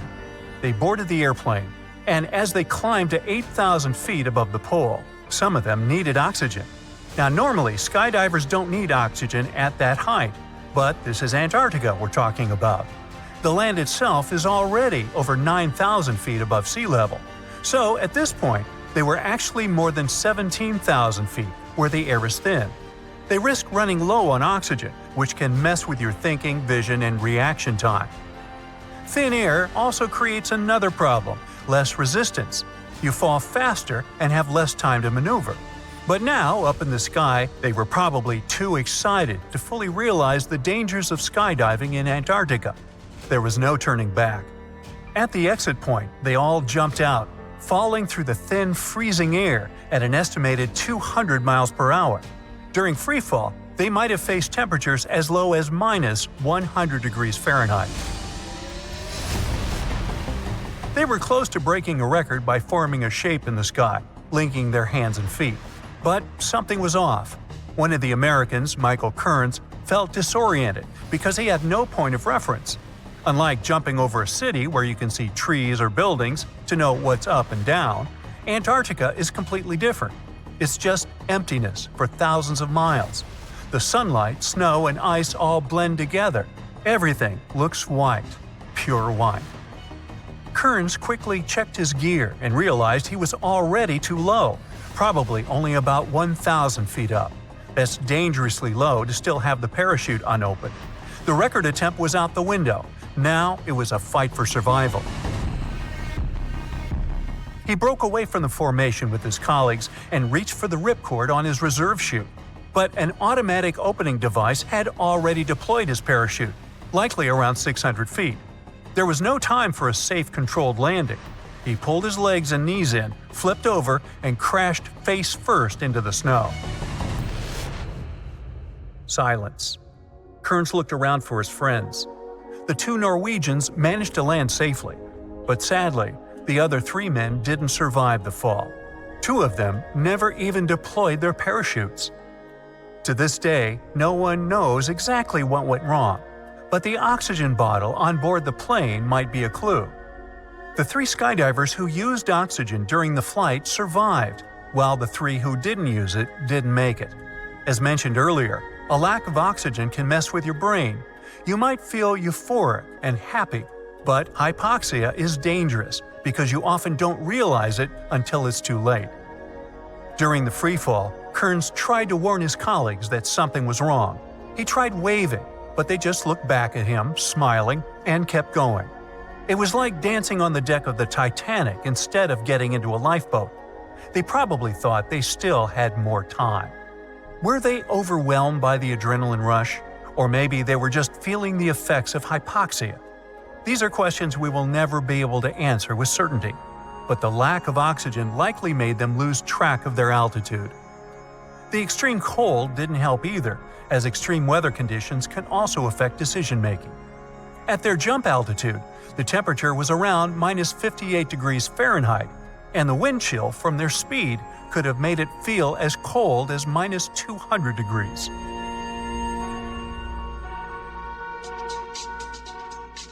Despite this being a sad story, not all adventure stories in Antarctica end in tragedy. In 2018, Heather Swan became the first woman to fly in a wingsuit over the icy mountains of Antarctica. With her husband by her side, they braved the freezing cold and mustered up all their courage before jumping from 12,000 feet. They soared above Union Glacier, a campsite located in Ellsworth Land, reaching insane speeds of 112 miles per hour. But once again, we have to say, only very experienced pros can pull off something like this. In Swan's case, it took her 18 years of training to be ready to wingsuit in Antarctica. Now, if you've made it this far, you're probably convinced that skydiving in Antarctica might not be the best idea. But what about just visiting as a tourist? Well, that's a hot topic. People who've been there say the experience is indescribable. According to some of them, there's something really healing about being in such a remote place. It feels like being in outer space, but still on Earth. At the same time, the same people who went there are now the ones wanting to protect it from visitors. Some of them suggest we enjoy Antarctica from afar because a large number of tourists could impact its fragile ecosystem. In 2023, the sea ice cover dropped for 6 months straight. So experts say visiting Antarctica probably shouldn't be on your bucket list. Actually, it probably shouldn't be on anyone's bucket list.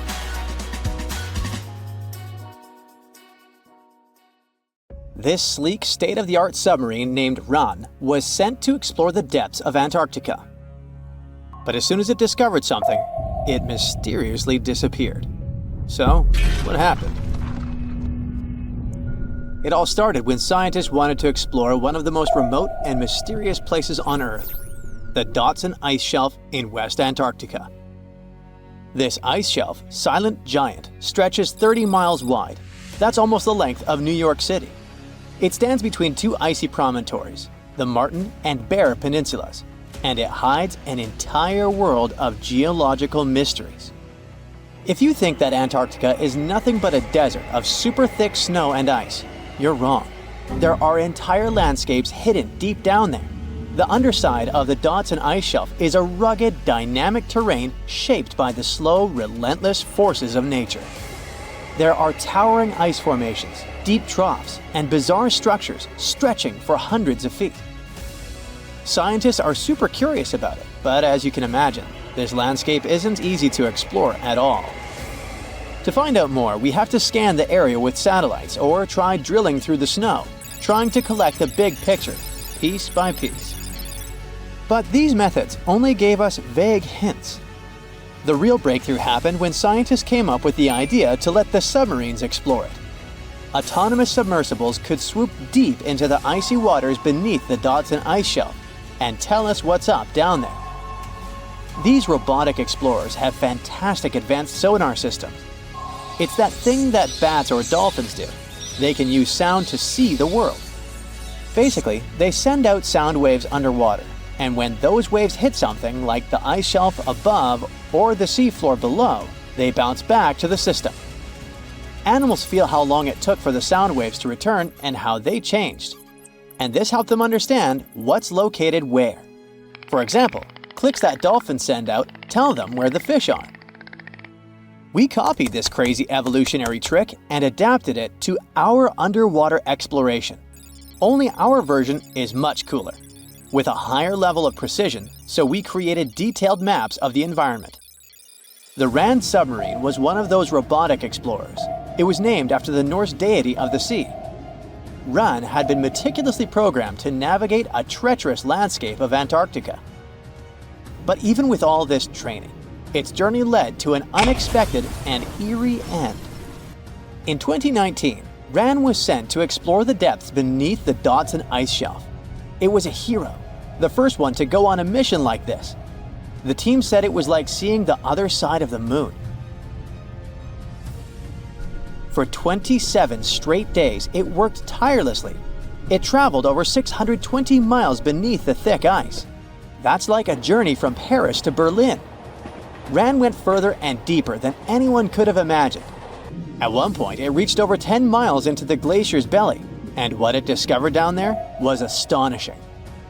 Scientists thought there would be some smooth, uniform ice surfaces, but Ran revealed an underside marked by huge cracks, ridges. There were formations that looked like sand dunes, frozen in time. And finally, it found some mysterious swirling and teardrop-shaped patterns. They all looked more like art than geology. This actually tells the story of ice shelves and the ocean around it. Warm water sneaks in under the ice and melts it from below.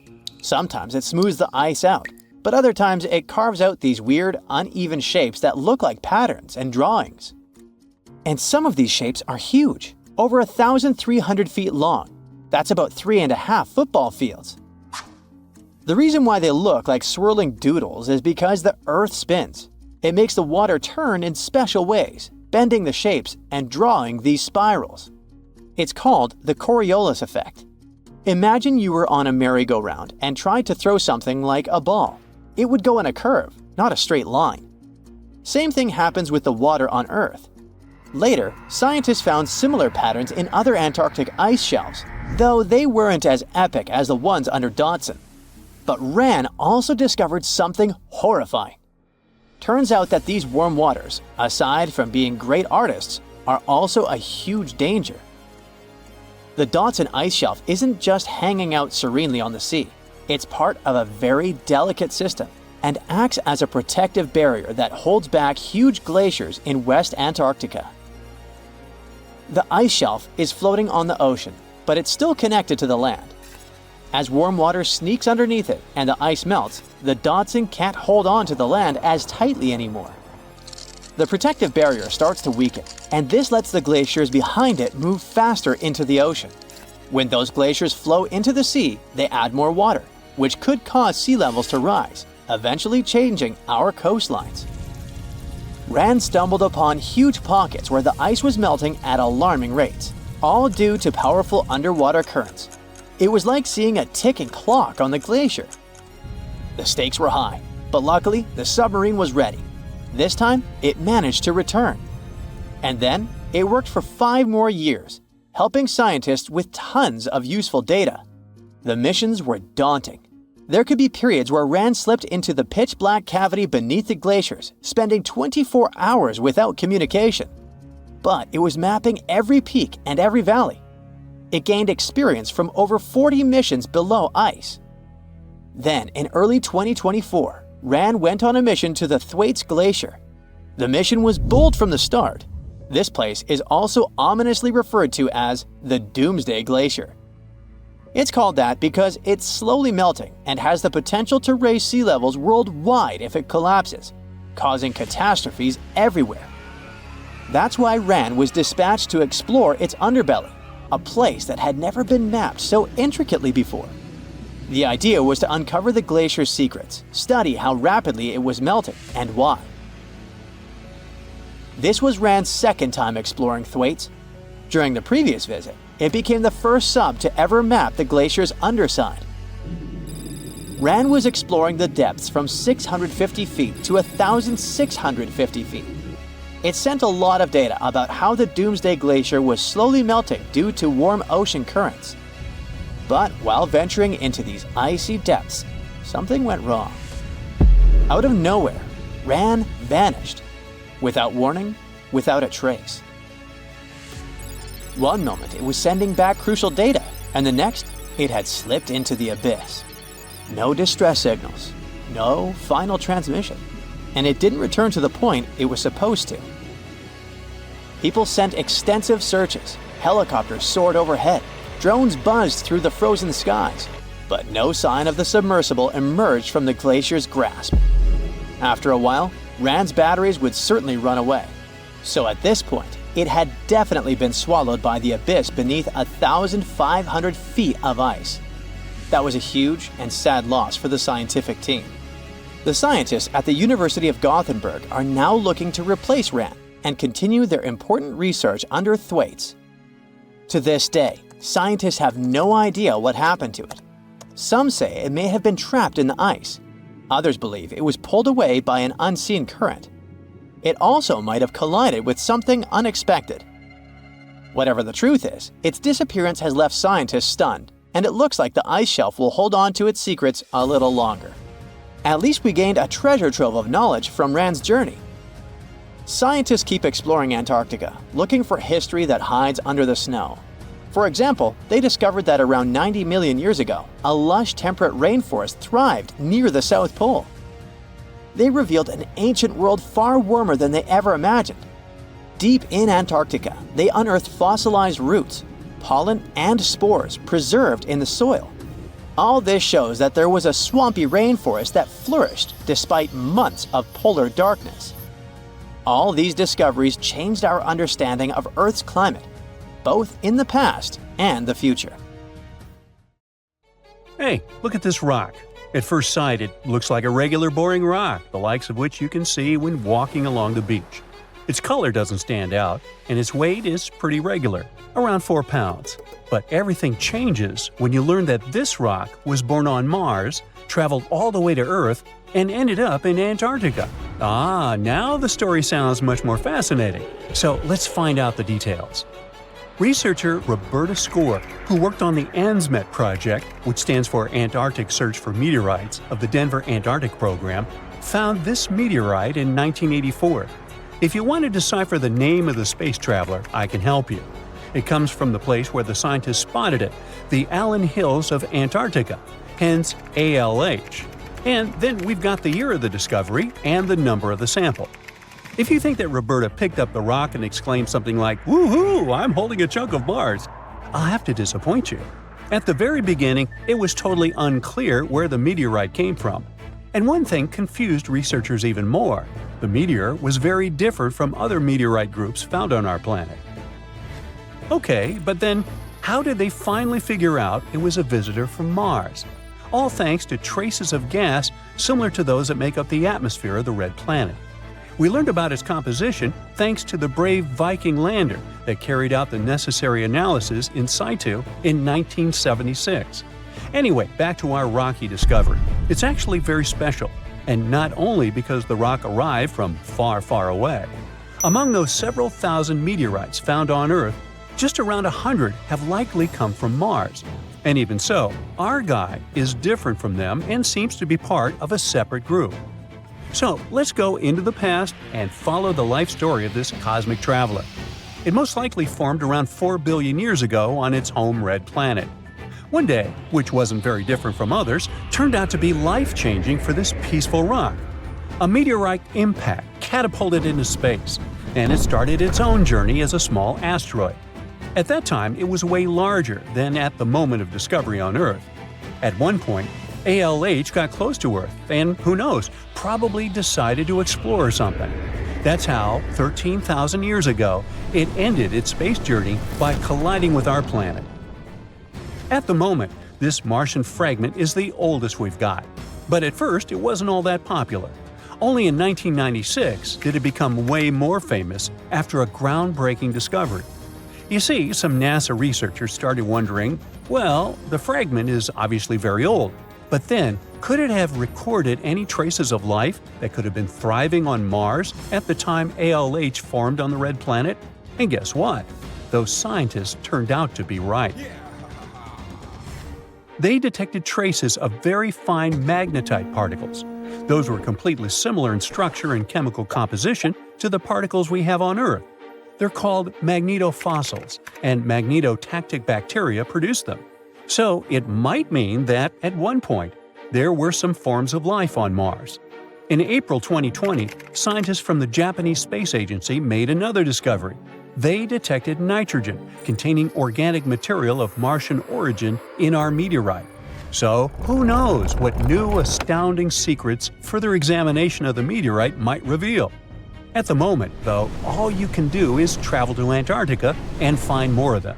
The thing is, this place is great for meteorite hunting.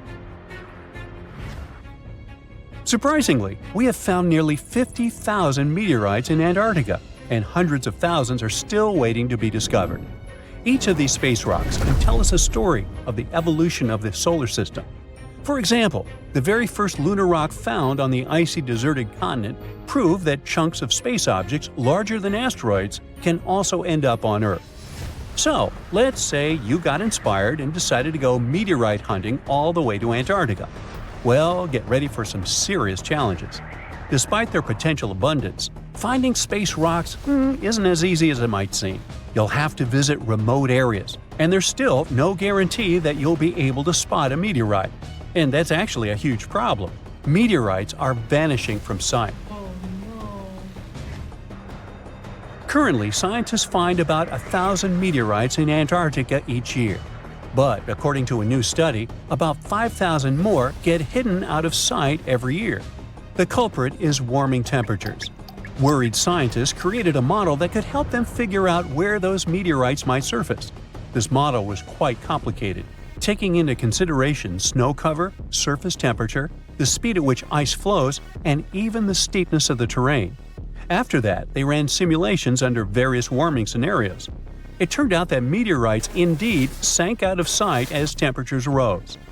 To say that the researchers were upset is obvious. They didn't expect that climate change would affect their work so much. Even though those areas are below freezing, people still managed to ruin a crucial archive of the solar system. But let's get back to your meteorite hunt. If you want your chances to find one to be higher, travel to the base of mountains or outcrops where ice, which usually flows to the lower ground, is forced to move upward. But make sure to take your windbreaker with you. In those places, powerful winds brush away snow, exposing bright, vivid blue ice. Instead of melting, this ancient ice can change directly into water vapor, and it helps expose meteorites that would otherwise remain hidden. You need to hurry though. Meteorites at the surface disappear quickly. Even when temperatures are well below freezing, the rocks can still absorb some of the sun's heat and melt the ice. It's like they're creating underground, or shall I say under ice, tunnels for themselves, sinking and hiding from sight. Sometime later, refreezing closes the entrance to those tunnels, effectively trapping meteorites inside, tucked out of sight. Now, scientists admit it's very tricky to find working methods to spot meteorites. And if we don't hurry and develop such methods, we might lose between 80,000 and 250,000 space rocks in total. No wonder scientists are on a mission to find more meteorites. They're focusing on meteorite stranding zones. Those are places where meteorites often gather on the surface because of specific features of geology, ice flow, and climate conditions. As you already know, you can find meteorites on blue ice without snow cover. This makes meteorites easy to spot. But finding such hotspots is often pure luck. Or you gotta sit day and night, scouring maps and satellite images in attempts to spot blue ice zones near research stations. Let me introduce Veronica Tolinov, a glaciologist, and her team. They've taken things to the next level by developing a smart Antarctic-wide map. To do it, they've used machine learning and satellite data from NASA, the Canadian Space Agency, and others. This map highlights areas where meteorites might be hiding based on past finds and all kinds of climate and ice data. Apparently, the best places to find meteorites are along the edges of the continent and near mountains with blue ice. Unfortunately, it's not just the blue ice that matters. The temperature and speed of the ice flow are also super important. For example, if the ice flows too quickly, meteorites get swept away before they can accumulate. So, if you want to find a meteorite, you have to wait for very precise conditions. The surface temperature has to stay below 16 degrees Fahrenheit almost all the time. Otherwise, meteorites sink. You can start with the Allen Hills region. Yup, that's where our ALH friend was discovered. This area is kind of a meteorite gold mine with more than 1,000 finds. But there are even more promising places, like the Fimbulhyman Mountains, and no one has searched there yet. You might be the first. In any case, with this new map, researchers developed a where-to-go index that ranks the best meteorite hunting spots, making future field trips much more targeted. And with plenty of blue ice regions still unexplored, there are tons of meteorites just waiting to be found. So, what are you waiting for? Look at those lush coniferous forests and tundra. What a wonderland. You may have mistakenly thought it's Canada, but it's not. It's Antarctica, about 34 million years ago. So what makes Antarctica this frigid today? It turns out a mix of dropping carbon dioxide levels and some tectonic shuffle played a huge role in transforming this ice-free paradise into the frozen continent we know now. About 50 million years ago, CO2 concentrations were sky-high, strutting around at around 1,000 to 2,000 parts per million. But as those levels tumbled down, global temps started to drop, paving the way for the mighty ice sheets that later took over Antarctica. While the CO2 dive was happening, tectonic activity was also working its magic. The big split between South America and Antarctica opened up the Drake Passage, which created the Antarctic Circumpolar Current. This powerful current acted like a bouncer, keeping warm air and ocean currents from crashing the Antarctic party, and helping keep things rather frosty. If you mix up Australia and Antarctica, you're not that wrong. These two continents used to be one. If you mix up Austria and Australia, it's much worse. By the way, don't fall for the internet myths and memes. There's no help desk in Austria specifically for people who intended to fly to Australia. Now, look at this magnificent Australian pink beach. It's precious, and not in a figurative sense. Those mysterious pinkish sands are actually garnet, and it's widely used in jewelry. Geologists studied those sands and came to the conclusion that the garnet contained there is older than local mountains. That doesn't make sense, right? In fact, it does. You see, Australia didn't used to be this very detached continent as it is now. Many, many millions of years ago, Australia and Antarctica were part of the supercontinent Gondwana, and glacial erosion released the garnet, which eventually made its way to the beach. These sands formed when South Australia was flat and chill, long before the mountains appeared.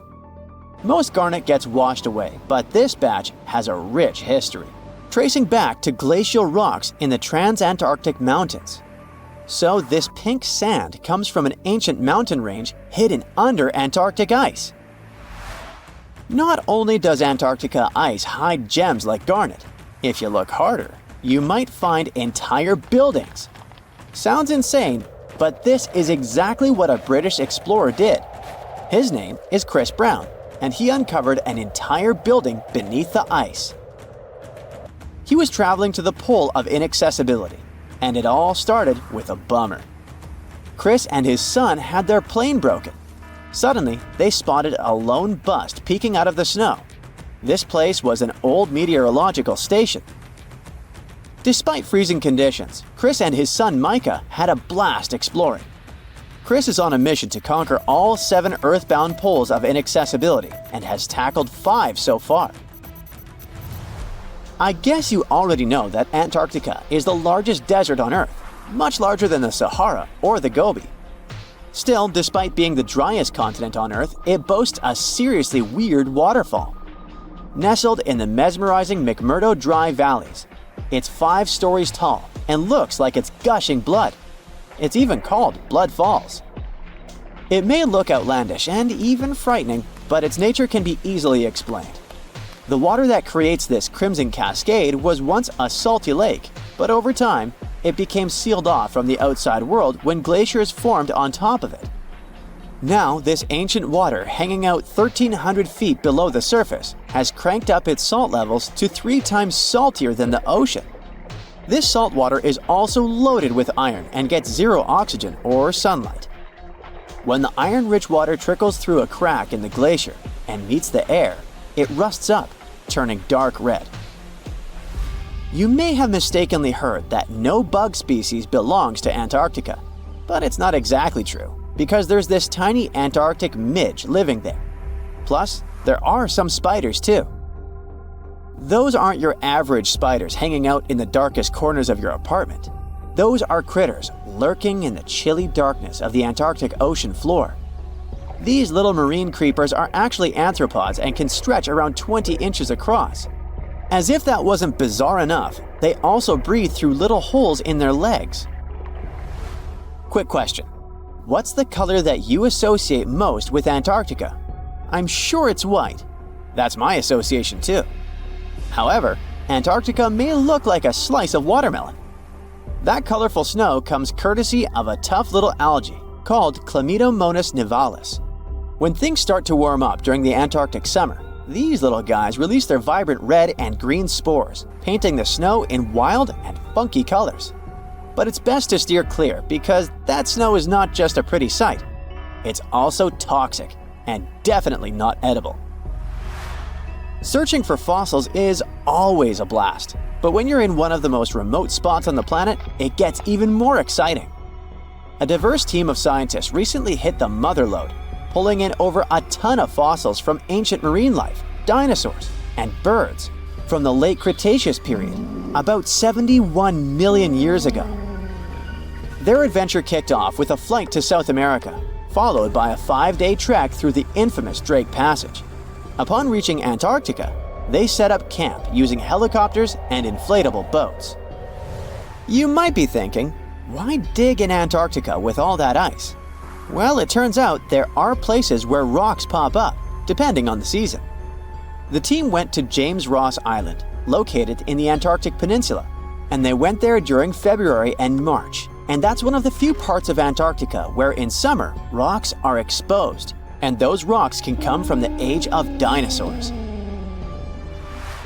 The expedition was a success, as they discovered over a ton of remarkable finds. Next up, the fossils will head to Chile before making their way to Pittsburgh's Carnegie Museum of Natural History. Among their discoveries, they found relics dating back about 71 million years, alongside some around 67 million years old, including plenty of snails, clams, and various marine creatures. Yikes! Look at this creepy sea worm. It could live in LA and be a star in a horror movie. but it chooses to call the chilly waters of the Southern Ocean near Antarctica its home. These worms can grow up to 8 inches long and 4 inches wide, but don't let their spooky exterior trick you. Research suggests they might actually be superheroes in disguise, playing a vital role in keeping ecosystems buzzing. Now, see that head? It's not really a head, it's just a retractable throat that helps this toothy creature chow down on its meals. Antarctica has many creepy critters to offer. Let me introduce you to the Antarctic strawberry feather star. It's not like Patrick from SpongeBob though.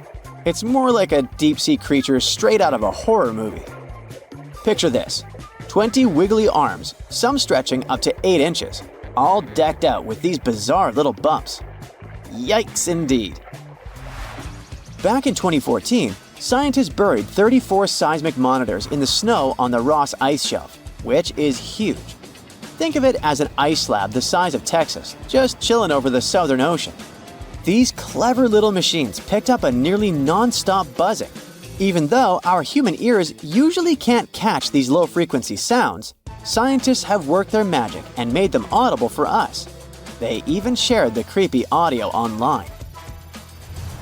A glaciologist from the University of Chicago says that if you could hear this vibration, it'd sound like a swarm of cicadas taking over the backyard in late summer. But these glacier explorers weren't trying to capture spooky tunes.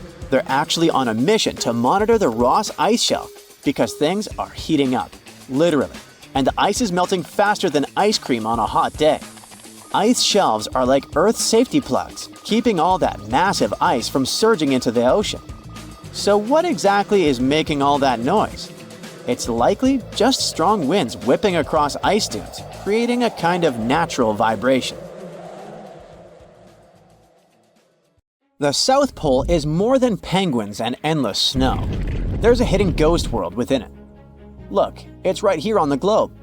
Don't confuse Antarctica with the Arctic, which is at the top of our maps. Much smaller in size, and let's face it, way less mysterious. The ice sheet covering Antarctica is about 1 to 3 miles thick, which is up to 16 Eiffel Towers stacked on each other. This massive blanket hides the true features and contours of Antarctica's land. We still don't know much about this mysterious continent, and it is ice and snow that are to blame. We still don't even know the true shape and size of this continent. Mapping Antarctica without some huge shovels is an incredibly hard task. But satellites learned to penetrate the ice with their cameras. And now we know there's actually an enormous, dramatic ancient landscape beneath the snow. The ghost of the past. About 90 million years ago, Antarctica was a much warmer place. It was actually a lush rainforest with tons of plants and probably teeming with life. It even had rivers flowing through it. Then the ice came. This happened about 34 million years ago, during the transition from the Eocene to the Oligocene, when our planet cooled significantly. It was the beginning of one of our several ice ages. The land remained, but now was hidden under ice and snow that got thicker and thicker. To a regular eye, Antarctica turned into a white desert, vast, flat, and featureless. Time went on. This massive ice sheet moved around, smoothing and shifting the ground beneath it. Over the millions of years, it changed what the land looked like. Now, if we looked under the ice, it wouldn't hold any signs of the original South Pole, except for one place. In areas where the ice is especially thick and doesn't move much, like in East Antarctica, it has actually worked the other way around. It became like a super thick blanket that protects the land. Normally, things like wind or rain slowly wear away the ground over time, changing its shape. But since we have this protective ice blanket, it prevents these natural processes from reaching the stuff underneath. So, the ground stayed almost the same for millions of years, like it's been frozen in time. This special area near the Aurora and Schmidt subglacial basins has become the ghost of Antarctica's landscape. This place was barely touched even since it was first covered in snow 34 million years ago. This is a historical footprint, a place that can tell us what Antarctica's ground looked like before it became a freezing nightmare. As scientists peered under East Antarctica, they saw an amazing ghost. The traces of the rivers that were flowing there millions of years ago, various valleys, and some weird little islands, as well as 3 big chunks of land shaped like the letter U. Hey, what's that all about? You see, the continents on our planet are moving constantly, sliding along the red-hot lava mantle like cereal on milk. Over history, they came together and broke apart several times. Hundreds of millions of years ago, several continents were a part of one enormous Gondwana. Antarctica was one of them. It used to be one huge landmass. But when Gondwana broke apart, the poor continent got stretched by tectonic forces. Parts of land were pulled away from each other. Whoosh! And they got torn apart. And that's how we got these big chunks or blocks of land under thick layers of ice. In any case, scientists now want to explore this ghost a bit more. But to study it deeply, they need to actually drill down through the ice, like using a straw to get to the bottom of a thick shake. This will help them pick up some rocks and dirt from way below to learn more about the Earth's history and climate. Antarctica is the 5th largest continent in the world, approximately bigger than the entirety of Europe or Australia, competing with the entire South America in size. Aside from East Antarctica, we discussed there are several more regions: Antarctica Peninsula, South Pole, West Antarctica, and the Ross Sea. The continent is basically a frozen sandbox, and all its hidden, mysterious landscape is actually less explored than Mars's terrain.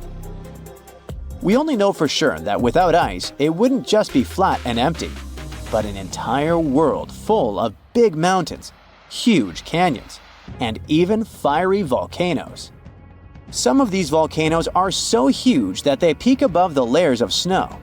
In West Antarctica alone, there are at least 138 volcanoes, though only about 8 or 9 are active today. One of the craziest ones is Mount Erebus, the southernmost volcano and the tallest one on the continent, about 12,500 feet high. And deep beneath the ice sheet, this guy hosts incredible, beautiful subvolcanic caves. The temperatures there are warm enough for t-shirts. The Antarctic Peninsula, or Lesser Antarctica, looks like a bunch of mountainous islands deeply underground. It has newer volcanic rocks that are part of the Pacific Ring of Fire, which is like a giant circle of volcanoes and earthquake zones around the Pacific Ocean. The Greater Antarctica is a huge part, almost as big as Australia. It consists of East Antarctica and the South Pole. Beneath the ice, it's a place of rocks that have been around for a very, very long time, including the special zone we mentioned. You probably know that Antarctica is nearly devoid of humans. No wonder, with a mean temperature of about -46 degrees Fahrenheit. But even though this place is horrifyingly cold and deserted, life still clings on. You guessed it, in the underworld. In 2017, scientists found DNA traces of algae, moss, and even possibly unknown small animals in the deep caves. That means that even in such crazy conditions, there are still unique ecosystems thriving in little isolated warm pockets beneath the snow. There was another incredible find beneath Antarctica's Ross Ice Shelf, a lively ecosystem vibing within an underground river. Scientists have long suspected that Antarctica's underworld should have some freshwater lakes and rivers. One day, a satellite spotted a groove there. They decided to explore it and used a hot water drill to melt their way through the ice. As they reached the underworld, they dropped a camera into one of those hidden fresh rivers. And at first, they thought they'd find just some rocks or something. But instead, they stumbled upon hundreds of amphipods, tiny shrimp-like creatures. Little ones instantly swarmed around the lens. Shrimps blocked the camera and scientists couldn't check out what they wanted to. Pretty funny, but at least that means that there really is an important ecosystem deep within Antarctica. Now, they're gonna explore it. And all this is just the beginning of the mysterious underworld. Antarctica's snow also hides the deepest canyon on Earth under the Denman Glacier. Well, Mariana Trench is still the deepest point on Earth, but it's a part of the oceanic crust, geologically speaking. Also, in 1958, explorers found a huge mountain range under the ice, as big and tall as the famous Alps Mountains. The range stretched for about 745 miles with peaks as high as 1.7 miles. And all this magnificence is buried under tons of ice. Who knows what else we might find there? Antarctica holds about 60% of our entire planet's freshwater, which means it would be pretty bad if it melted. For example, there's this Doomsday Glacier, officially known as Thwaites Glacier. It's a huge ice formation, about the size of Florida, and it's melting right now. Every year, the sea levels rise by 4% because of it. If this guy melts away completely, the sea levels all around the world will increase by 2 feet, which might not sound like a lot, but it would be catastrophic for coastal areas. Luckily, researchers have found that even if its ice shelf were to collapse in the next 50 years, the glacier itself wouldn't retreat as quickly as they feared. It's still losing ice rapidly, but it would be quite a slow process. The largest volcanic region on Earth is not in Africa or Japan, but under the ice of Antarctica. Scientists found 138 volcanoes in its western part, and if they decide to go wild, you'll surely notice it.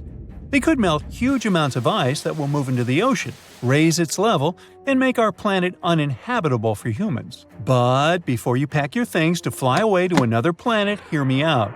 Only 2 of the Antarctic volcanoes are officially classified as active now, and it would take a whole series of eruptions, decade after decade, to seriously impact the whole world. Mount Erebus, one of the 2 Antarctic volcanoes currently in action, proudly bears the title of the world's southernmost active one. It has been continuously erupting since at least 1972. It emits plumes of gas and steam and sometimes even spews out rocks, and scientists call it Strombolian eruptions. One of the coolest features is a lava lake in one of its summit craters, with molten material on the surface.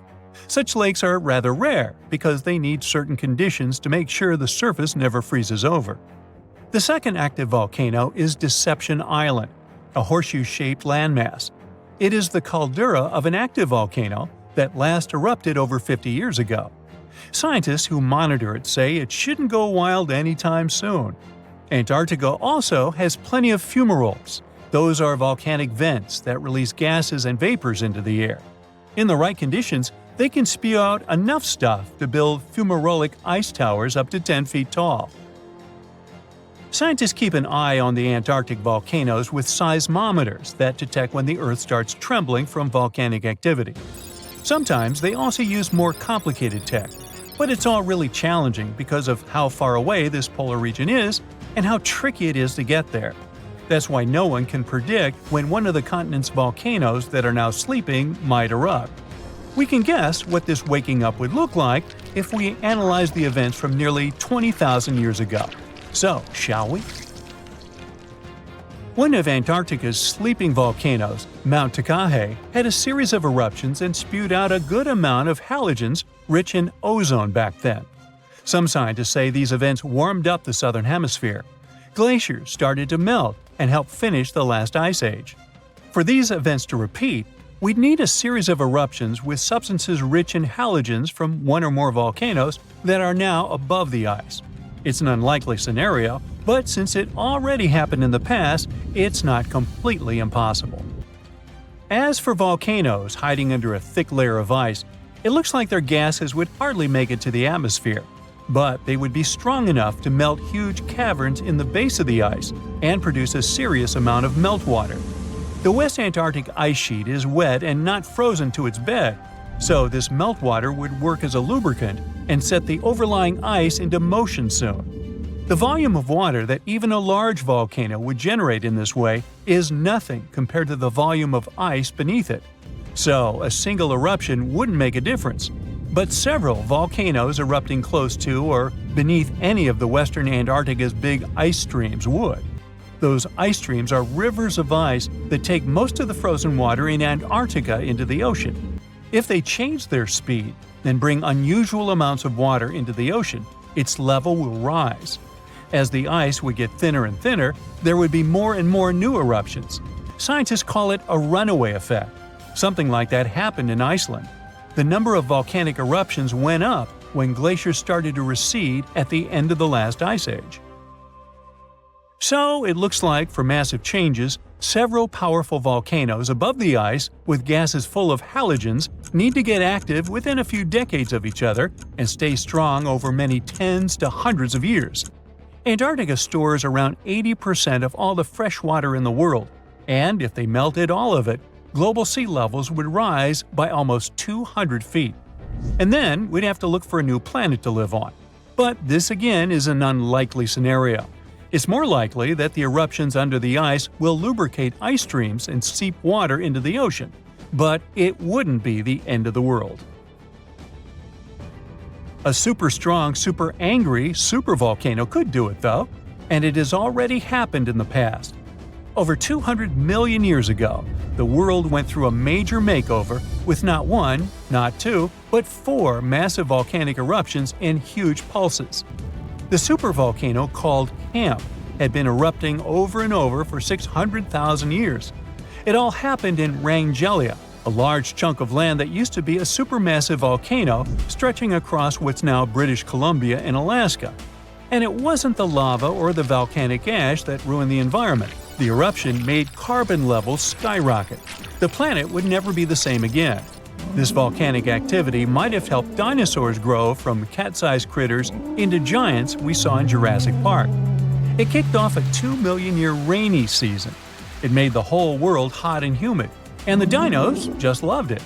Researchers dug deep into sediment layers beneath an ancient lake in Asia to uncover these secrets.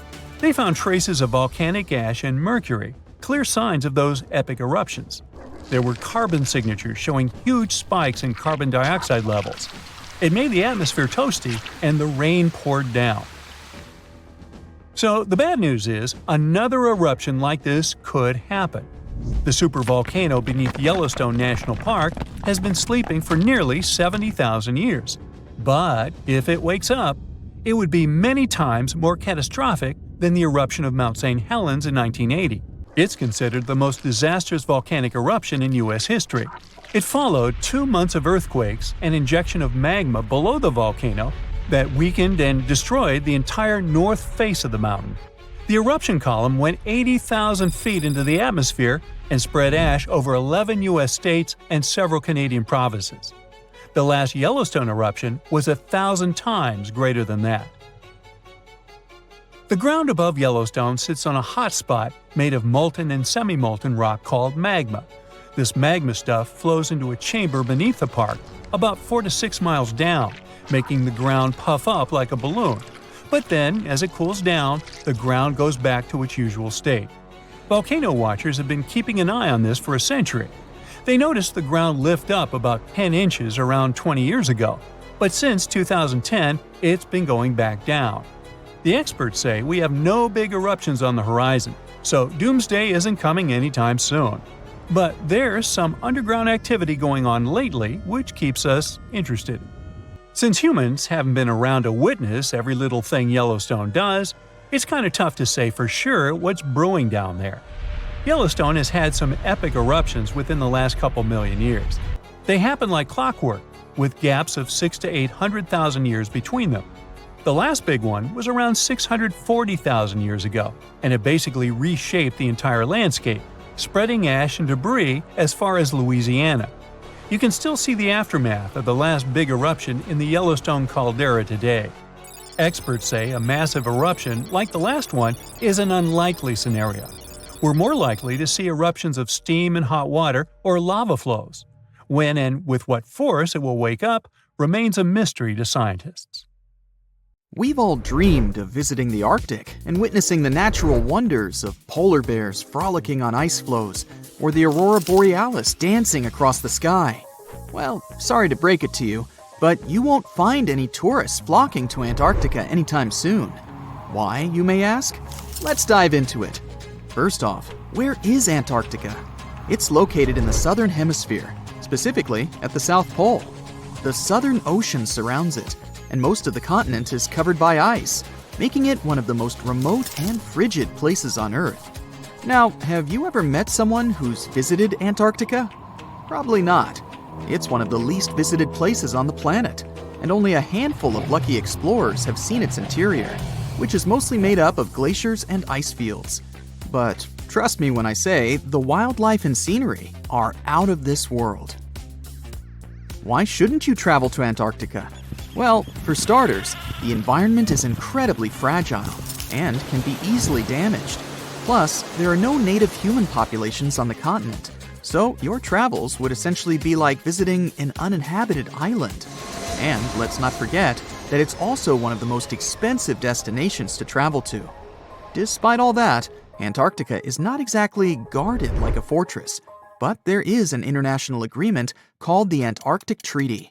This treaty was negotiated to prevent any unwanted activity on the continent and bans some forms of testing done there by member states.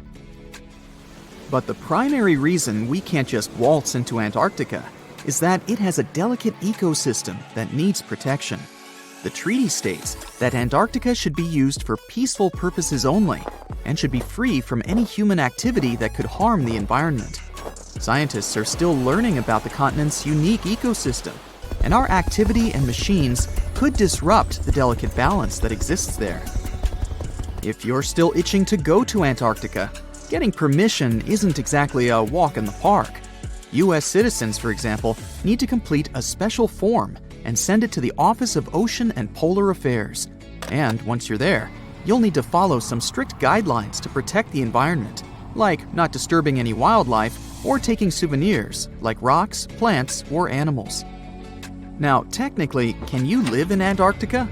While there are no laws banning people from living there permanently, it's a very inhospitable environment and unsuitable for human habitation. Temperatures can reach -76 degrees Fahrenheit and below, making it nearly impossible for anyone to survive without the proper equipment and experience. Plus, the nearest piece of land is over 1,000 miles away, making any inhabitants completely cut off from the rest of the world. Who knows?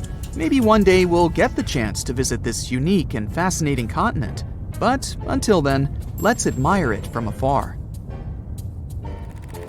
Let's now talk a bit about the discovery of Antarctica. Unlike other places that were already inhabited, Antarctica never had a native human population. Ancient Greek philosophers had an idea about the continent and called it Antarctos, meaning opposite the bear. The bears it refers to are not the polar ones though, but rather the Great and Little Bear constellations, which are only observable in the northern hemisphere. As a result, the term signifies the opposite of the land of the bear.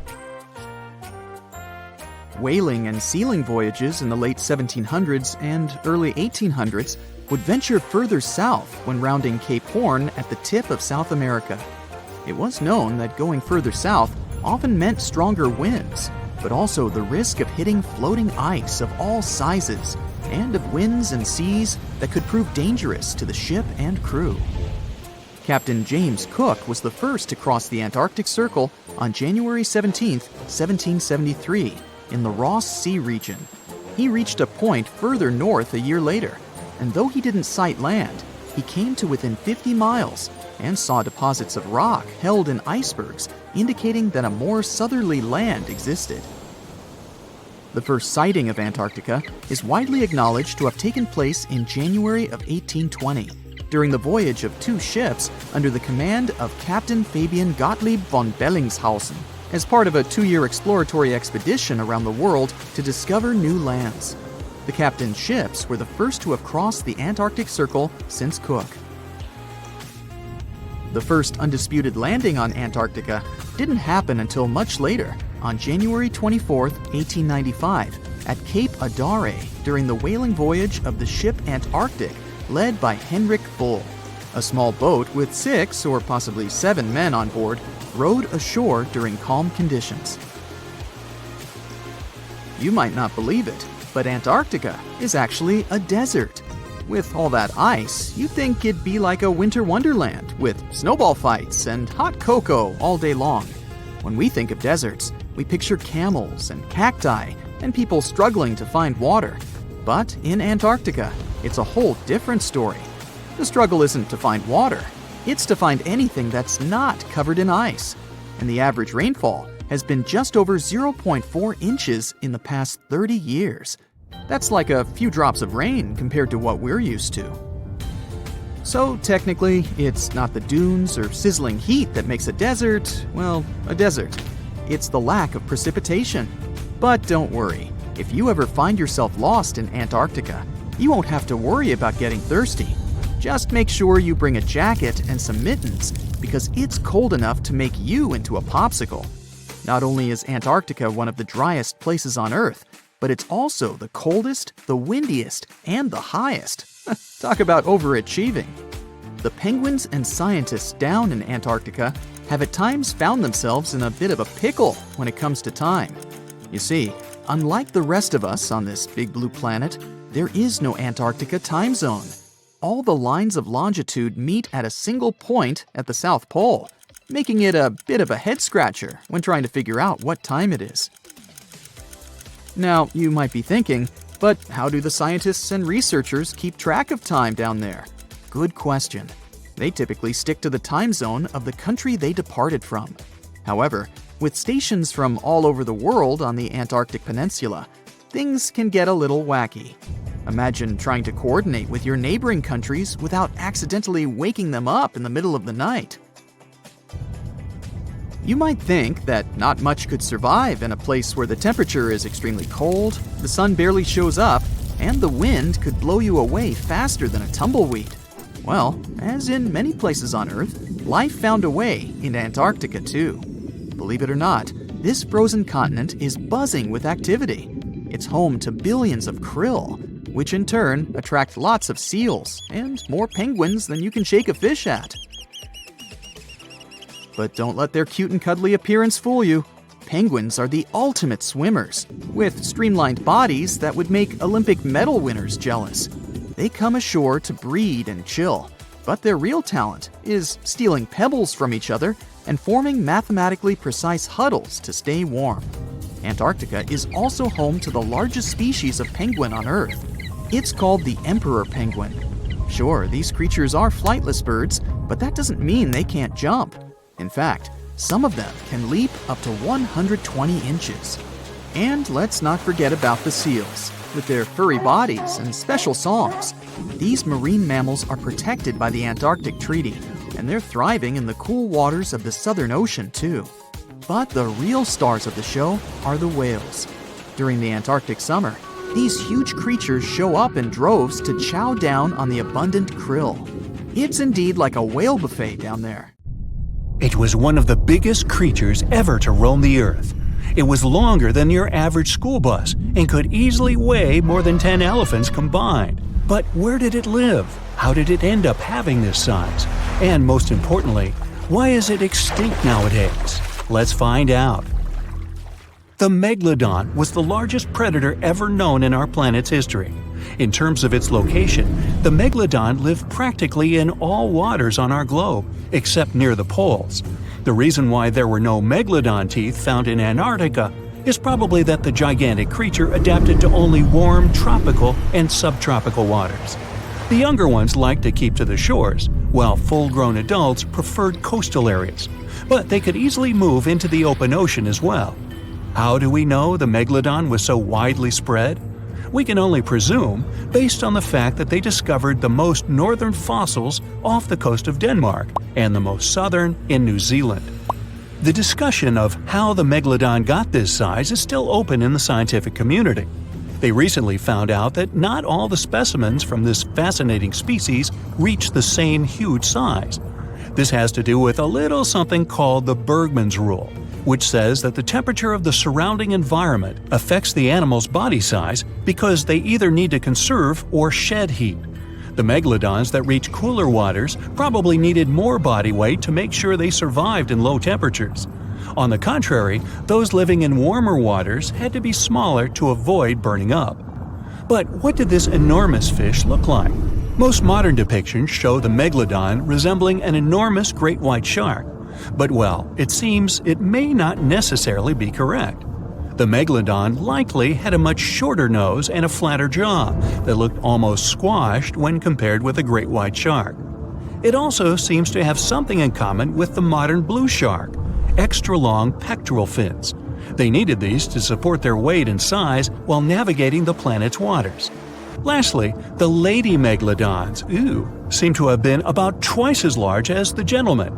As for their offspring, even a small megalodon was enormous, at least 6.5 feet from nose to tail. How do we know that?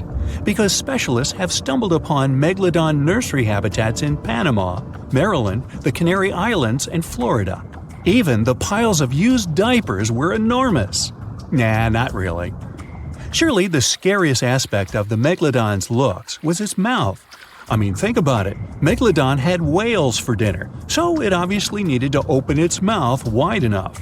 Scientists have estimated that its jaw would span a mind-boggling size, 9 by 11 feet wide. Just to paint you a better picture, that means it could have easily gulped down 2 adult people side by side. Wait, which 2 adults? Those impressive jaws also feature 276 teeth. Based on modern reconstructions of the force of its bite, it looks like it may have been one of the most, if not the most, powerful animals of prey ever to exist. For comparison, humans can have a bite force of around 1,300 newtons. Today, great white sharks have been estimated to be able to bite down with a force of over 18,000 newtons. The megalodon tops all the records, with an estimated power of bite up to 10 times greater than that. It could basically crush a car with very little effort. Its teeth were also pretty amazing. Similar to sharks, the megalodon was fast in replacing its broken or worn teeth. With 4 or 5 rows of teeth in its mouth, it basically acted like a conveyor belt, growing back damaged or missing teeth within about 48 hours. This means that an adult megalodon probably would have grown several thousand teeth throughout its lifetime. It was nice of them to do that, though, since it's probably one of the reasons why megalodon teeth are so common in fossil records, and we're able to study them properly.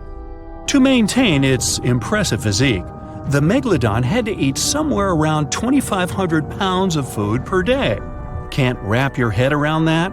Well, it was the equivalent of 1.25 cows per day to survive. It's like if you had to eat 3,300 cans of tuna every day. I've used the word megalodon a lot, but have I mentioned where it comes from? When translated from Greek, it means giant tooth. Ah, those clever Greeks.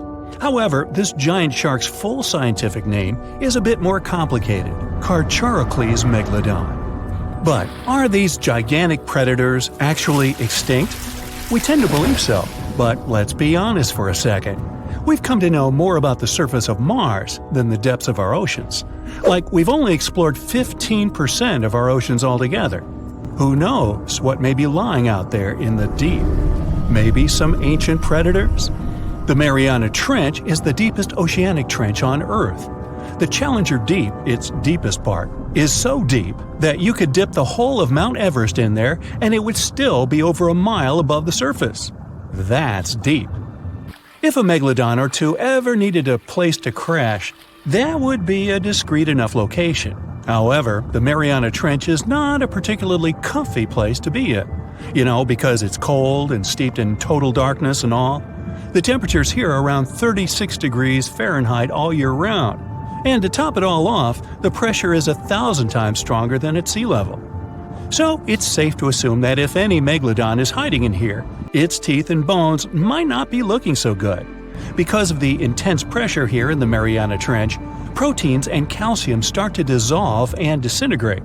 That's why, for example, the Haddell snailfish, the deepest dwelling fish we've discovered, has evolved to feature flexible cartilage instead of bones. To survive here, the megalodon would also need to learn to navigate in complete darkness. That means it would have to either become luminescent or evolve to grow massive eyes like the giant squid. While it may sound like an intriguing and good idea for a movie script, most scientists don't think it's possible. Why? Well, most of them say it's because of the megalodon's size. Most foods that megalodons like to eat live in shallow ocean areas and not in the deep, deep sea. Specialists believe that if these animals were actually still roaming our waters, there's no way we wouldn't know about it. They would need to come up for dinner every now and then, right? Their food is also the most likely cause of why the megalodon is not alive anymore. While some specialists believe the megalodon became extinct because of a drop in the ocean water temperature, most scientists suggested that the shifting food chain dynamics may have been more to blame. Why? Because at some point, there was less and less of its primary food source, baleen whales, and at the same time, the numbers of its natural competitors, like smaller predatory sharks like the great white shark and whales, increased. The megalodon did live on this planet a lot more than we did, and way back when we didn't even exist yet. They were here for nearly 70 times longer than we, modern humans, have, inhabiting the oceans for around 20 million years. Homo sapiens appeared around 300,000 years ago.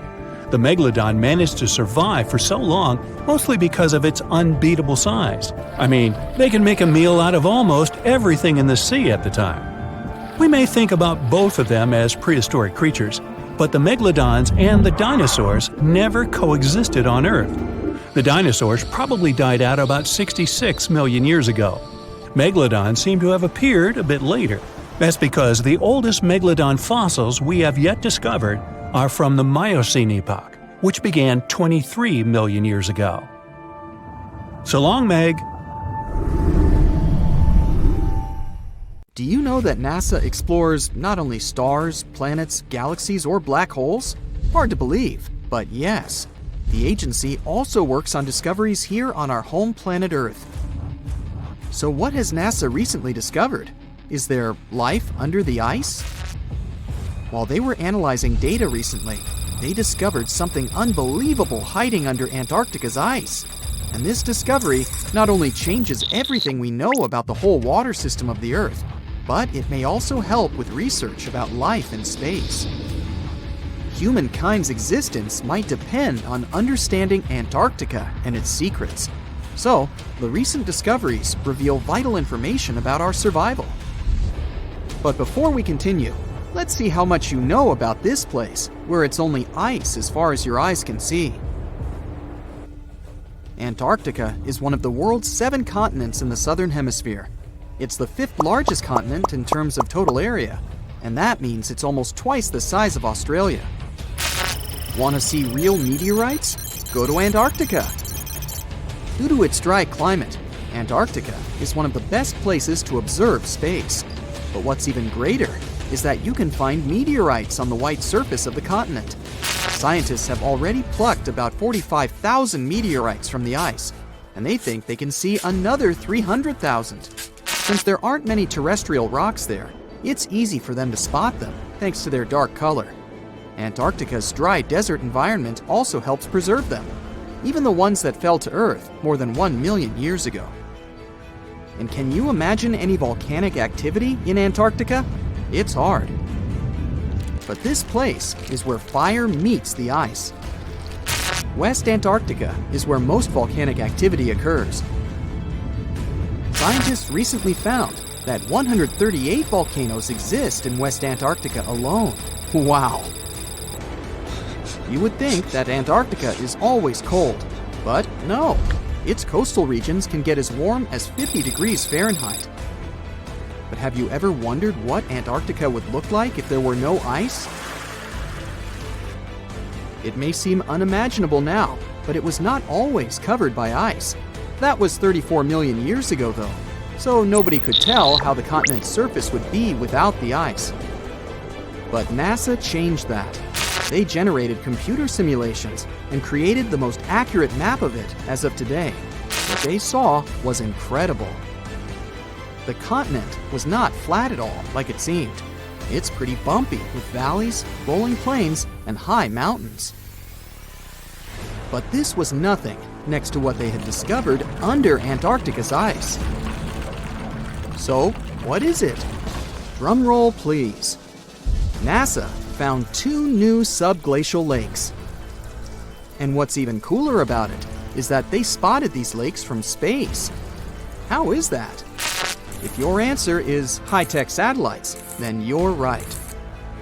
In 2003, NASA launched a satellite called IceSat. It measured ice sheet mass balance and cloud and aerosol heights. The satellite also helped create the ice-free map of Antarctica. In 2010, the European Space Agency launched the second satellite, CryoSat-2. It was for tracking the changes in the thickness of the ice. Then, in 2018, NASA launched the third one, IceSat-2, a follow-on to the IceSat spacecraft. It measured ice sheet elevation and sea ice thickness. It was NASA's most advanced Earth-observing laser instrument. It delivered the highest precision data. And when that was combined with the data from the other satellites, it was possible to spot these two new lakes near a pair of larger ones. But how is it possible that these lakes exist in the first place? The average thickness of most Antarctica ice is approximately 1.2 miles. However, it can get over 1.8 miles thick in some places, especially during the winter. So, you might think that there's nothing under there, but science says otherwise. It's not quite possible to see it with your bare eyes, but the continent's ice is slowly but constantly flowing in different directions under the force of its weight. But scientists could not figure out how water moved for many years. That started to change in 2007, when data gathered from the IceSat provided insight into what hides beneath the surface. They first discovered an entire network of meltwater lakes connected under Antarctica's fast-flowing ice streams, and there were hundreds of them.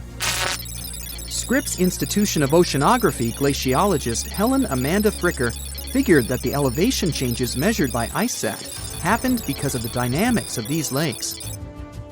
They did not hold meltwater statically. Instead, they were filling and draining continuously over time through a system of waterways.